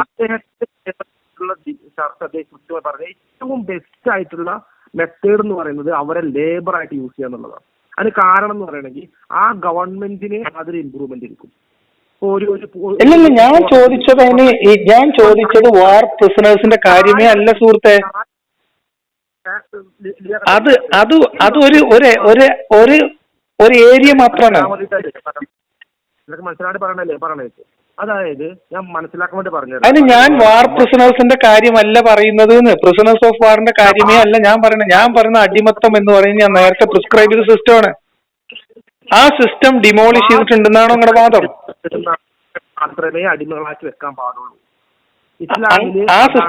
ആ സിസ്റ്റം തന്നെ തെറ്റാണ്. ഞാൻ പറഞ്ഞത് ആ സിസ്റ്റത്തെ കുറിച്ചല്ല എന്റെ ചോദ്യം. ഇപ്പോ എന്റെ ചോദ്യം അടിമത്തം എന്ന് പറയുന്ന ഞാൻ നേരത്തെ ഡിസ്ക്രൈബ് ചെയ്ത ഒരു വ്യവസ്ഥിതിനെ കുറിച്ചാണ്.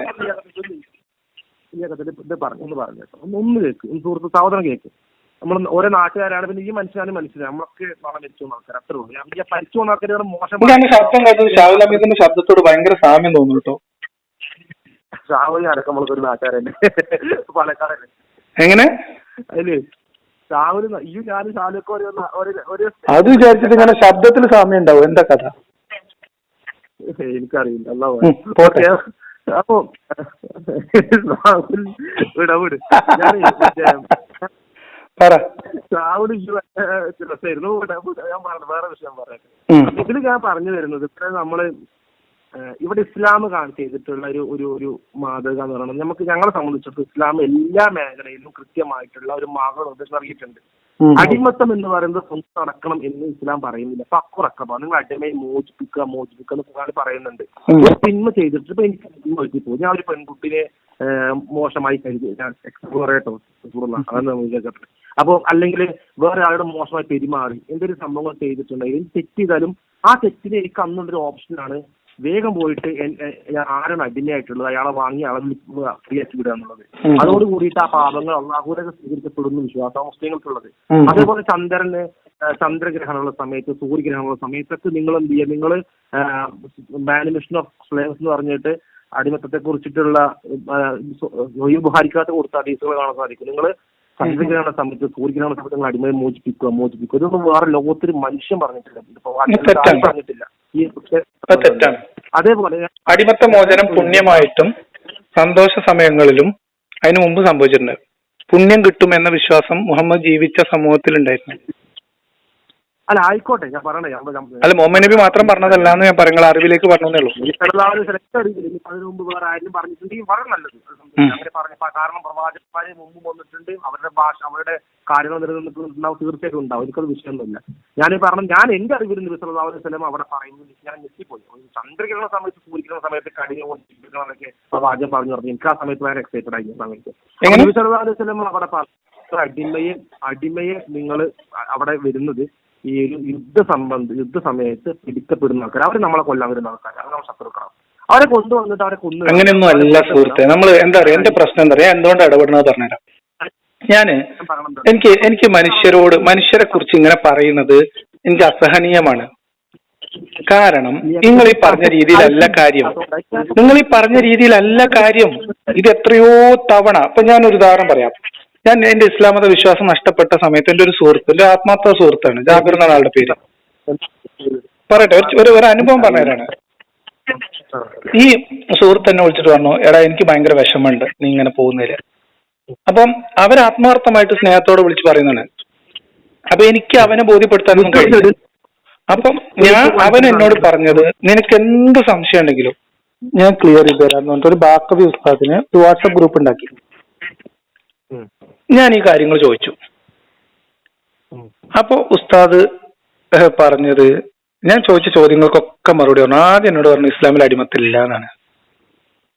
അപ്പൊ ഞാൻ ഓരോരോ സംശയങ്ങളായിട്ട് ചോദിച്ചിട്ട് അയാൾ അതിനൊക്കെ വിശദീകരണം തരാന്ന് പറഞ്ഞിട്ട് പോയിട്ട് ഏകദേശം 4.5 കൊല്ലായി. ഇതിലെന്തറിയോ, ഇതിൽ നിങ്ങൾ ഒരു ഏരിയ മാത്രമായിട്ടുള്ള വാർ പ്രിസണേഴ്സ് അല്ലെങ്കിൽ പ്രിസണേഴ്സ് ഓഫ് വാർ എന്ന് പറയുന്ന ഒരു എലമെന്റ് വെച്ച് പ്രതിരോധിക്കാവുന്ന അത്ര ലളിതമല്ല ഇസ്ലാമിലെ സ്ലേവറിയായി ബന്ധപ്പെട്ട നിയമങ്ങൾ.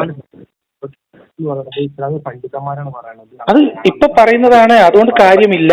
ഞാൻ പറയണത്, ഒരു തെറ്റ് ചെയ്താൽ അടിമയെ മോചിപ്പിക്കുകയും പ്രിസണേഴ്സ് ഓഫ് വാർ അല്ലാതെ അടിമത്തത്തിന്റെ എല്ലാ കൈവഴികളും അടച്ചു കളയുകയും ചെയ്തു എന്ന് പറയുന്ന ഇസ്ലാമിന് മക്കയില് 1960കളിൽ അടിമച്ചന്തകൾ ഉണ്ടായിരുന്നു കഅബയ്ക്ക് ചുറ്റും.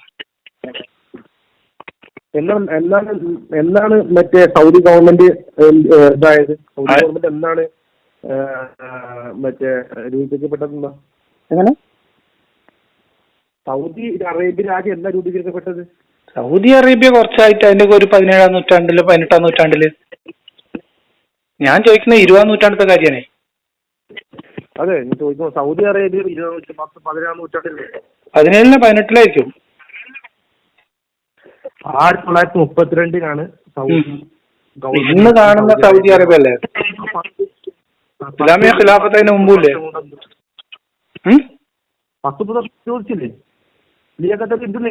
അല്ല, ഇന്ന് കാണുന്ന കിങ്ഡം ഓഫ് സൗദി അറേബ്യ എന്ന് പറയുന്ന ആധുനിക ദേശരാഷ്ട്രം ഉണ്ടാവുന്നതിന് മുമ്പ് അവിടുത്തെ ഖിലാഫത്തും ഭരണക്കാരുടെയായിരുന്നു. പക്ഷെ അന്ന് യുദ്ധങ്ങളുണ്ടല്ലോ സുഹൃത്തെ. അന്ന് ഇങ്ങനെ ഇന്ത്യ നമ്മൾ ലോകത്തിനെ പോലെ ഭൂമിയിൽ എന്തൊക്കെയാണ് സുഹൃത്തെ പറയുന്നത്? ഇതാണ് പാകിസ്ഥാൻ എന്ന് പറഞ്ഞിട്ട് ബോർഡർ ഒന്നും കൊടുത്തിട്ടില്ല. അന്ന് യുദ്ധങ്ങളുണ്ടാവും.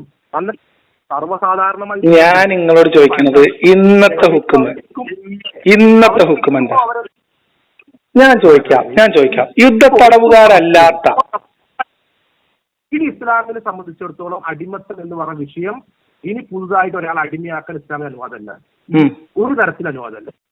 വേറൊരു വിഭാഗം, അതായത് ഇസ്ലാമികമല്ലാത്തൊരു വിഭാഗം വേറെ എവിടെയെങ്കിലും ഏതോ ഒരു നാട്ടില് അടിമ സിസ്റ്റം ഉണ്ട് എന്ന് വിചാരിച്ചോ, അവിടെ പോയിട്ട് അടിമകളെ പൈസ കൊടുത്ത് വാങ്ങിക്കൊണ്ടല്ലോ? പറ്റില്ലേ? പറ്റൂലേ? ഇല്ല, കാരണം അത് നമ്മൾ കരാർ ഏറ്റെടുത്തിട്ടുണ്ട്. ഇപ്പൊ ഇസ്ലാമില് ഒരു നമ്മുടെ കരാർ പാലിക്കണം എന്നുള്ളത് ഏറ്റവും ഇമ്പോർട്ടന്റ്. മഹാപാപങ്ങളെപ്പെട്ട പാപങ്ങൾ വിശ്വസിക്കുന്നവരെ ലംഘിക്കാൻ കരാർ എന്ന് പറയണമെങ്കിൽ അടിമത്തം ഇല്ല എന്ന രീതിയിൽ ലോകത്തില് കരാറുള്ളതാണ് എല്ലാ രാജ്യങ്ങൾക്കും. അത് ലംഘിക്കാൻ പാടില്ല. ആ കരാറുമായിട്ട് നടന്ന സൗദി അറേബ്യയിലൊക്കെ അടിമത്തം നിരോധിക്കുന്നതിന് മുമ്പ് നടന്ന രാഷ്ട്രീയ കോലാഹലങ്ങളും എഴുത്തുകുത്തുകളും ഒക്കെ നിങ്ങളൊന്ന് പരിശോധിച്ചാൽ നിങ്ങളെ പഠനത്തിന്റെ ഭാഗമായിട്ട്. ഇന്ത്യയിൽ അടിമത്തം നിരോധിക്കുന്ന 1800-കളിലാണ്. 1800-കളില് ഇന്ത്യയില് ആ സമയത്ത് അങ്ങനെയല്ല ഞാൻ പറഞ്ഞത്. ആ സിസ്റ്റം സ്റ്റിൽ ഇസ്ലാമിൽ അതിന്റെ ഹുക്കുമ് ഹലാലാണ്. ഇതാണ് എന്റെ വാദം. ഇസ്ലാമിന്റെ ഹുക്കും എന്ന് പറയുന്നത് ഇസ്ലാമില് കരാർ പാലിക്കുക എന്നുള്ളത് ഏറ്റവും ഇമ്പോർട്ടന്റ്. അതിന് തെളിവായിട്ട് ഞാൻ പറഞ്ഞത് ഒരു കാര്യം പറയാം. ഇസ്ലാമിൽ അനുവദനീയമാക്കപ്പെട്ട ഒരു കാര്യം ഹറാമായി അനുവദിച്ചുകൊണ്ട് ഒരു കരാറിൽ ഏർപ്പെടാൻ അനുവാദം ഉണ്ടോ? എങ്ങനെ? ഇസ്ലാമിക നിയമം അനുസരിച്ച് അള്ളാഹു ഹലാലാക്കിയ ഒരു കാര്യം അത് ഹറാമായിട്ട് പരിഗണിക്കുന്ന തരത്തിൽ അത് മുസ്ലിങ്ങൾക്ക് ജീവിതത്തിൽ പകർത്തുന്നതിന് തടസ്സമാകത്തക്ക തരത്തിലൊരു കരാറിൽ ഏർപ്പെടാൻ ഇസ്ലാമിന് അനുവാദം ഉണ്ടോ? ഇസ്ലാമിക ഖലീഫക്ക് ഒരിക്കലില്ല. ഹറാം അല്ലാഹു ഹലാലാക്കി ഹറാമാക്കാനും അല്ലാഹു ഹറാമാക്കി ഹലാലാക്കാനും. അപ്പൊ ഈ അടിമത്ത കരാർ എങ്ങനെ നിലനിൽക്കും? പക്ഷെ അടിമത്തം ഹലാൽ എന്ന് പറയുന്നത് ആ സിറ്റുവേഷനിൽ മാത്രമാണ്. അല്ല എങ്ങനെ മാറും? എങ്ങനെ ഓട്ടോമാറ്റിക് ആയിട്ട് മാറും? അള്ളാഹ് ഹലാലാക്കിയതാണ് നമ്മൾ പറയുന്നത്. ഈ വിഷയം ഇപ്പൊ യുദ്ധം നടന്നു എന്ന് വിചാരിക്കുക. യുദ്ധത്തിൽ ബന്ദികൾ ഉണ്ടായി, അവരടിമയാക്കാൻ പറ്റുമോ? കാലത്തുണ്ടായിരുന്ന സിസ്റ്റം ഞാൻ ചോദിച്ചത് ഇന്നത്തെ കാലത്ത് ഒരു ഇസ്ലാമിക ഖിലാഫത്തും വേറൊരു അനിസ്ലാമിക രാജ്യം തമ്മിൽ യുദ്ധം നടന്നാൽ അവർ തമ്മിലുള്ള യുദ്ധത്തിൽ അടിമകളെ പിടിക്കാൻ പറ്റുമോന്ന്? നമുക്ക് പറ്റില്ലാന്ന്. എങ്ങനെയെന്ന്? പക്ഷെ വാർ ക്യാപ്റ്റീവ്സിനെ കൊണ്ടുവന്നു. ആ വാർ ക്യാപ്റ്റീവ്സ് ഇത് തന്നെയാണ്. ആ വാർ ക്യാപ്റ്റീവ്സിനെ ലേബേഴ്സായിട്ട് യൂസ് ചെയ്യാം. അത് ഇസ്ലാമിൽ അനുവദിക്കപ്പെട്ടിട്ടുണ്ട്. അത് കുഴപ്പമില്ല. അതിപ്പോഴും അടിമകളായിട്ട് അത് തന്നെ രണ്ട് പേര്. അത് മുഹമ്മദ് നബിയുടെ കാലത്ത് ഹലാലായിരുന്നില്ലേ? അത് പിന്നീട് മുഹമ്മദ് നബിയുടെ കാലത്ത് ഹലാലാക്കിയ ഒരു കാര്യം, മുഹമ്മദ് നബിയുടെ മരണം വരെ മുഹമ്മദ് ഹറാമാക്കാത്ത ഒരു കാര്യം ഇന്നത്തെ കാലത്ത് ഹറാമാണെന്ന് ഗണിച്ചുകൊണ്ട് ലോകത്ത് എമ്പാടും അടിമത്ത നിരോധനം വന്നപ്പോ ആ കരാറിൽ ഒപ്പിട്ടു എന്നും പറഞ്ഞിട്ട് ഇസ്ലാമിൽ മുസ്ലിങ്ങൾക്ക് ആ ഹലാല് നിരോധിക്കാൻ ഗവൺമെന്റുകൾക്ക് അധികാരം ഉണ്ടോ എന്നാണ് എന്റെ ചോദ്യം. അതിനാ ഞാൻ പറഞ്ഞു കേട്ടത്. നമ്മള് അടിമത്തം എന്ന് പറയുന്നത് ഇപ്പൊ ഞാൻ പറഞ്ഞുതരാം. ഒരു എക്സാമ്പിൾ പറഞ്ഞുതരാം. ഞങ്ങളെ സംബന്ധിച്ചിടത്തോളം വിവാഹ പ്രായം എത്തിയാൽ വിവാഹം കഴിക്കുക എന്നുള്ളതാണ് ഇസ്ലാമിന്റെ കൽപ്പന. ഒരു പ്രായം പറഞ്ഞിട്ടില്ല. ആ പ്രായത്തിൽ ഇപ്പൊ ചിലപ്പോ വിസർജന കാലത്ത് ചിലപ്പോൾ ചെറിയ പ്രേജിന്റെ പ്രായം വേറെ തരത്തിൽ അതിൽ കുറച്ച് കൂടി കഴിക്കാം. ഇസ്ലാമികപരമായിട്ട് എനിക്ക് ഇസ്ലാമിക്കലി എനിക്ക് ഒരു 13-14 വയസ്സുള്ള പെൺകുട്ടിനെ ലീഗലി സിറ്റുവേഷൻ അനുസരിച്ച് അതിനെ വിവാഹം കഴിക്കുന്ന അവകാശമുണ്ട്. പക്ഷേ ഇതെല്ലാം ബേസ് നിൽക്കുന്നത് ആ ഗവൺമെന്റ് സിസ്റ്റത്തിനെ കൂടിയാണ്. അതാണ് ഇസ്ലാമിക നിയമങ്ങളുടെ പ്രത്യേകത. ഞാൻ നിങ്ങളോട് ചോദിക്കുന്നത്, ഒരു ഇസ്ലാമിക ഖലീഫക്ക് പെൺകുട്ടികളെ ഇത്ര പ്രായം കഴിഞ്ഞിട്ടേ വിവാഹം കഴിക്കാൻ പാടുള്ളൂ എന്ന് ഒരു നിയമം ഇറക്കാൻ കഴിയുമോ എന്നാ ചോദിച്ചത്. ഇസ്ലാമികമായിട്ട് മനസ്സിലായില്ല. അതായത് ഇപ്പം ഇസ്ലാമിക ഖലീഫ അള്ളാഹു അനുവദിച്ച ഒരു കാര്യം മുസ്ലിങ്ങൾക്ക് നിഷിദ്ധമാക്കിക്കൊണ്ട് ഒരു നിയമം അല്ലെങ്കിൽ അത് കുറ്റകരമാക്കുന്ന തരത്തിലൊരു നിയമം ഉണ്ടാക്കാൻ മുസ്ലിം ഖലീഫക്ക് അധികാരം ഉണ്ടോന്ന് മുസ്ലിം തീരുമാനിക്കുകയാണ്. ഓക്കെ, നമ്മുടെ രാജ്യത്തില് പെൺകുട്ടികൾക്ക് ഒരു 18 വയസ്സ് 20 വയസ്സിൽ മാത്രമേ വിവാഹം കഴിക്കാൻ പാടുള്ളൂ, താഴെയുള്ള വിവാഹമൊന്നും അലൗഡല്ല എന്ന് പറഞ്ഞാൽ ഓക്കെയാണ്. എന്ത് പ്രശ്നം? എങ്ങനെ? അവിടെ ഒരു പിതാവും ആ പിതാവിന്റെ ഒരു കുട്ടീനെ ഒത്ത ഒരു പുതിയാപ്പളിനെ കിട്ടിയപ്പം ഈ പെൺകുട്ടിക്ക് 8 വയസ്സുള്ള സമയത്ത് വാപ്പ ഈ പുതിയാപ്പളക്ക് കല്യാണം കഴിപ്പിച്ചു കൊടുക്കാൻ തീരുമാനിച്ചു. അപ്പൊ എന്ത് ചെയ്യും? അയാൾ ആ രാജ്യത്തിന്റെ നിയമപ്രകാരം ശിക്ഷിക്കപ്പെടൂലേ? അള്ളാഹ് അനുവദിച്ചു കൊടുത്തൊരു കാര്യം ചെയ്തതിന് ഖലീഫക്ക് ഒരു വിശ്വാസിയെ ശിക്ഷിക്കാൻ പറ്റുമോ? അള്ളാഹുവിനെയും റസൂലിനെയും ഖുലഫായിൽ റാഷിദീങ്ങളെയും ഒക്കെ നമ്മൾ ഫോളോ ചെയ്യണം. അതാണ് ദീൻ എന്ന് പറയുന്നത്. ദീനിന്റെ കാര്യത്തിൽ എതിരാകാത്ത കാലത്തോളം നോട്ട് ദ പോയിന്റ്, ക്ലോസ് ഉണ്ട്, അത് നിരുപാധികമല്ല. ദീനിന്റെ കാര്യത്തിൽ എതിരാവാത്ത കാലത്തോളം അള്ളാഹ് അനുവദിച്ചു കൊടുത്ത ഒരു കാര്യം. ഞാൻ ചോദിക്കുന്നത്, ഉമറിന്റെ അടുത്ത് ഒരു ഭാര്യ വന്നിട്ട് പറഞ്ഞു എന്റെ ഭർത്താവ് എന്നെ തല്ലിയില്ല. അപ്പം ഉമറിന്റെ അടുത്ത് അപ്പം ഉമർ ആളെ അയച്ച് ഭർത്താവിനെ വരുത്തി. ഭർത്താവ് ചോദിച്ചു, ഞാൻ എന്റെ ഭാര്യയെ അടിച്ചത് ചോദിക്കാൻ ഖലീഫയ്ക്ക് എന്താ അധികാരം? ഹദീസിലുള്ളതല്ലേ, ചരിത്രത്തിലുള്ളതല്ലേ? അതിനുശേഷം ഹദീസ് ഉണ്ട്, എന്ത്, ഒരാള് അയാളുടെ ഭാര്യയെ തല്ലിയതിന്റെ പേരിൽ ചോദ്യം ചോദിക്കപ്പെടൂല, ചോദിക്കാൻ പാടില്ല, ചോദിക്കാൻ ഖലീഫക്ക് അവകാശമല്ല. എങ്ങനെ? അല്ല, നബി പറഞ്ഞിട്ടുണ്ട് എന്ന ഹദീസിന്റെ അടിസ്ഥാനത്തിലാണ് മറ്റേ സാബി ചോദിക്കുന്നത്. അപ്പൊ എന്തായാലും ഈ കാര്യത്തില് അടിമത്തം കുറച്ച് വളരെ ഗൗരവതരമായി. ഇപ്പൊ നിങ്ങളിപ്പോ ഞാൻ വിശ്വാസിയാണെങ്കിൽ അൽഹംദുലില്ലാഹ് എന്ന് പറയേണ്ട സമയം കഴിഞ്ഞു. കാരണം അടിമത്തം ഒരു സ്ലേവറി എന്ന് പറഞ്ഞത് ആസ് എ സിസ്റ്റം അതൊരു മാനവിക വിരുദ്ധമായിട്ടുള്ള സിസ്റ്റമാണെന്ന് നിങ്ങൾക്ക് ബോധ്യമുണ്ടല്ലോ. അതിന് വലിയ സന്തോഷമുള്ള കാര്യമാണ്. എല്ലാ മനുഷ്യർക്കും അറിയുന്ന കാര്യമാണ് അടിമത്തം എന്ന് പറയുന്ന മോശം കാര്യം തന്നെയാണ്. ആ ഒരു ബോധ്യം ഉണ്ടാക്കലാണ് എന്റെ പണി ഈ വിഷയത്തില്. അങ്ങനെ അല്ല എന്ന് പറയുന്ന ആൾക്കാരുണ്ട്, നിർഭാഗ്യവശാൽ അങ്ങനെ അല്ല എന്ന് പറയുന്ന, അതിലൊരു കുഴപ്പവും ഇല്ല എന്ന് പറയുന്ന ആൾക്കാർ നമ്മളുടെ ഇടയിലുണ്ട്. മുസ്ലിങ്ങളായിട്ടുള്ള ഞങ്ങൾ പഠിച്ചു വന്നിട്ടുള്ളതും അങ്ങനെ തന്നെയാണ്. പക്ഷെ ഞങ്ങൾക്കറിയാം, ഞങ്ങളെ സംബന്ധിച്ച് ഞങ്ങൾ ലോകത്തെ കാണുന്നത് നിങ്ങൾ കാണുന്ന പോലെയല്ല, ഞങ്ങൾ റിയാലിറ്റി ആയിട്ടാണ് കാണുന്നത്. ഓരോ സാഹചര്യത്തിലും ആ സാഹചര്യത്തിൽ എന്തായിരിക്കും സിറ്റുവേഷൻ. ഞാൻ വീണ്ടും എന്നോട് പറയണോണ്ട് എനിക്ക് വിഷമം തോന്നരുത് കേട്ടോ. ഞാൻ അങ്ങനെ സ്ഥാപിക്കല്ല, എനിക്ക് ഷാഹുലിനോട് സംസാരിക്കുന്ന പോലെ തോന്നുന്നത്. ഞാൻ തർക്കിക്കാൻ വേണ്ടിയിട്ടല്ല പറഞ്ഞത്, ഞാൻ പറഞ്ഞത് കേൾക്കാൻ വേണ്ടി സഹോദരനായിട്ട് കേൾക്കുക, അത്ര പറയുന്നുള്ളൂ, 2 മിനിറ്റ് വരെ പറയുന്നുള്ളൂ. ഞാൻ പറയുന്നത്, നമ്മളിപ്പോ ഞാൻ നിഗിരിയാക്കത് ബ്രോനെ പോലെ ഞാനും ഈ പറഞ്ഞ നിരീശ്വര അള്ളാഹുവിനെ കുറിച്ചൊക്കെ സംശയത്തിലൊക്കെ നടന്നൊരു സമയം എനിക്കുണ്ടായിരുന്നു. ഞാൻ മാറി, അതൊക്കെ പോട്ടെ, അത് വേറെ വിഷയം. അപ്പോൾ എന്താ ഇവിടെ സംഭവം എന്ന് പറയുന്നത്, ഞാനിത് പഠിക്കാൻ തുടങ്ങിയത് സോഴ്സിൽ പഠിക്കാൻ തുടങ്ങിയ സമയത്ത് എനിക്ക് ഈ വിഷയത്തിൽ കൃത്യമായിട്ട് എനിക്ക് ഓരോ കാര്യം കൺവിൻസ് ആയിട്ട് മനസ്സിലാക്കി. അപ്പൊ എനിക്ക് കൃത്യമായിട്ട് ഹദീസുകൾ ഒരു തെളിവായിട്ട് കൊണ്ടുവന്ന് കാണിച്ചു തരും, ഫത്വകൾ കാണിച്ചു തരും, ഒരുപാട് കാര്യങ്ങൾ തെളിവുകൾ എന്നെ മുമ്പിൽ പ്രസന്റ് ചെയ്യും, ചുമ്മാ പറയില്ല. അപ്പൊ അതുകൊണ്ട് തന്നെ കാര്യങ്ങൾ ഞാൻ ഒരുപാട് പഠിച്ചുകൊണ്ടിരിക്കുന്ന സമയത്ത് എനിക്ക് വളരെ ഇൻട്രസ്റ്റിംഗ് ആണ്, ഇപ്പോഴും പഠിക്കാൻ ആഗ്രഹമുള്ള സമയത്ത് ഇസ്ലാമിക വിഷയങ്ങൾ പഠിക്കാൻ ഒരുപാട് ഇൻട്രസ്റ്റ് ആണ്. അപ്പോൾ ഇവിടെ നബി സല്ലല്ലാഹു അലൈഹി വസല്ലമ ദീൻ ഞങ്ങൾക്ക് പഠിപ്പിച്ചു തന്നിട്ടുള്ളത്, ഞങ്ങൾ ദീനിനെ കാണുന്നത് അല്ല ഈ വിഷയങ്ങളെല്ലാം കാണുന്നത് ഓരോ സാഹചര്യം അനുസരിച്ചിട്ടാണ്. ഇപ്പൊ നമ്മൾ കൃത്യമായിട്ട് ഇപ്പൊ പഴയ കാലത്തിലേക്ക് പോകുമ്പോൾ ഞങ്ങൾ ആ ഒരു ഗ്ലാസ്സിലൂടെ ഞങ്ങൾ നോക്കുക, ഞങ്ങൾ ഒരിക്കലും ഈ ഗ്ലാസ്സിലൂടെ നോക്കൂല. അപ്പൊ ഞങ്ങൾ റിയാലിറ്റിയിലൂടെ കാണുന്നത്, ഞങ്ങൾ മനുഷ്യനായിട്ട് ജീവിച്ചപ്പോൾ എനിക്ക് കണ്ടത് നമുക്ക് മനുഷ്യന്മാരുണ്ട്, നമ്മൾ എന്തിനാണ് ഇങ്ങനെ മതം ജാതി പറഞ്ഞ് നടക്കുന്നത്, നമ്മൾ എന്തിനാണ് നടക്കുന്നത്.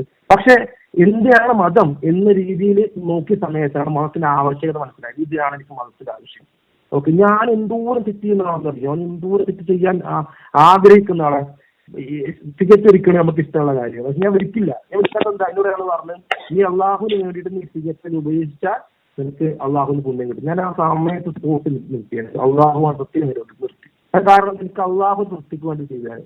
ഞാൻ അള്ളാഹ് എപ്പോഴും പറയും, എനിക്ക് അത് പാരന്റിങ്ങിന്റെ പ്രശ്നമായിട്ടും അല്ലെങ്കിൽ നമ്മൾ ഈ കുട്ടികളെ പഠിപ്പിക്കുന്നതിന്റെ പ്രശ്നമായിട്ട് എനിക്ക് തോന്നുന്നത്. ഞാൻ വിശ്വാസി ആയപ്പോഴും വിശ്വാസം അല്ലാതെ ആയപ്പോഴും കള്ളു കുടിക്കാത്തോ സിഗരറ്റ് വലിക്കാത്തോ ഒന്നും അള്ളാഹ് നരകത്തിൽ നിന്ന് പേടിച്ചിട്ടല്ല. അല്ല, നിങ്ങൾക്ക് അങ്ങനെ ഉണ്ടായ തീരുമെങ്കിൽ ഇപ്പൊ നമുക്ക് അതിൽ ഉത്തരവാദിത്വമൊന്നുമില്ല. അല്ല, ഓരോ ആൾക്കാരും ഓരോ ചിന്തയാണ് പറഞ്ഞത്. നമ്മളിപ്പോ ഞാനിപ്പോ നിങ്ങൾ കുടിക്കുന്നില്ലെങ്കിൽ അൽഹംദുലില്ലാഹ് നല്ല കാര്യം, വലിക്കുന്ന നല്ല കാര്യം. പക്ഷെ നമ്മൾ ഞാനും ചെയ്യാറില്ല. അതേ സമയത്ത് കുടിക്കുന്ന മുസ്ലിങ്ങളും വലിക്കുന്ന മുസ്ലിങ്ങളും ഇഷ്ടം പോലെ ഉണ്ട്. ശരിയും എന്തൊക്കെയാണെന്ന് മനസ്സിലാക്കാനും ആ തെറ്റും ശരിയും കൃത്യമായിട്ട് അതിന്റെ ഒന്നും ആവശ്യമില്ല എന്നാണ് എന്റെ ബോധ്യം. അതാണ് നമ്മൾ തമ്മിലുള്ള ആകെ വ്യത്യാസം. അത് പോട്ടെ. പക്ഷേ നമ്മൾ കോമൺ ആയിട്ട് ഇപ്പൊ എത്തി നിൽക്കുന്ന ഒരു സാധനം, അടിമത്തം എന്ന് പറയുന്ന ഒരു സിസ്റ്റം, ഒരു മനുഷ്യൻ മറ്റൊരു മനുഷ്യന്റെ ഉടമസ്ഥാവകാശത്തിന് കീഴിൽ ഒരു വസ്തുവായി പരിഗണിക്കപ്പെടുന്ന ഒരു സിസ്റ്റം തെറ്റാണ് നിങ്ങൾ പറഞ്ഞല്ലോ. അവിടെ ആ മൂല്യത്തിൽ നമ്മൾ രണ്ടാളും ഒരുമിച്ചിരിക്കുന്നു. ഇവിടെ പറഞ്ഞ കാര്യം എന്ന് പറയുന്നത്, ഞാൻ പറഞ്ഞത് നമ്മൾ കാണുന്നത്, ഞാൻ ആ ഒരു സംഭവത്തെ കുറിച്ച് പഠിക്കുന്നു മനസ്സിലാക്കുന്നു ആ ഒരു സിറ്റുവേഷൻ നോക്കിയിട്ടാണ്. അവിടെ എന്താണ് സംഭവിച്ചിട്ടുള്ളത്, അവിടെ ആ കാലഘട്ടത്തിൽ എങ്ങനെയായിരുന്നു? അല്ല, അതൊക്കെ അങ്ങനെ തന്നെയാണ്. എല്ലാ ആളുകളും അങ്ങനെ തന്നെയാണ് മനസ്സിലാക്കുന്നത്.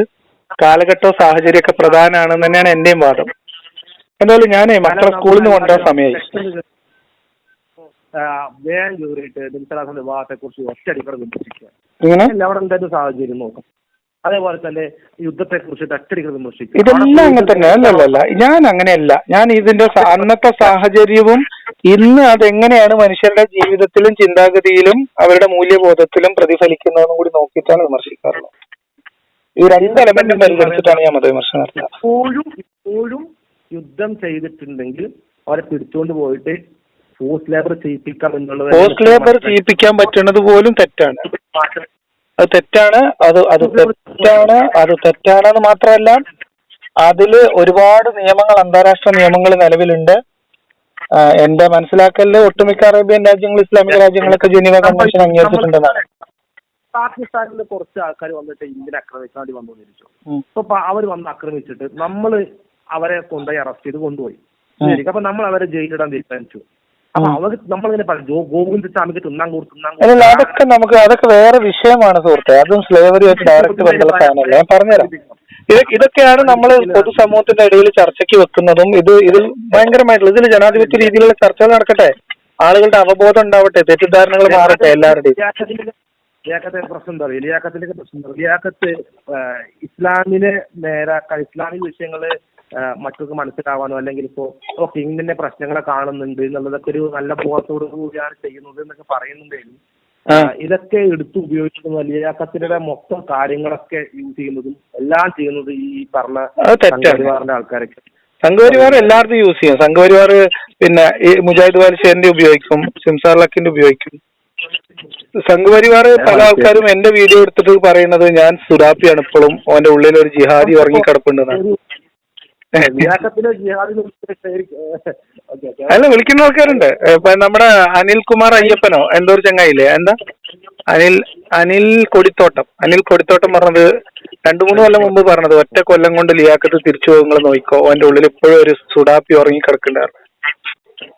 അപ്പൊ അത് ആൾക്കാർ ഓരോ ആളുകളുടെ കാഴ്ചപ്പാടിന്റെ പ്രശ്നമാണ്. അതിനിപ്പോ നമുക്ക് ഉത്തരവാദിത്തമില്ല. നമുക്ക് നമ്മളെ ബോധ്യങ്ങൾ മുന്നോട്ട് പോകാനേ പറ്റുള്ളൂ.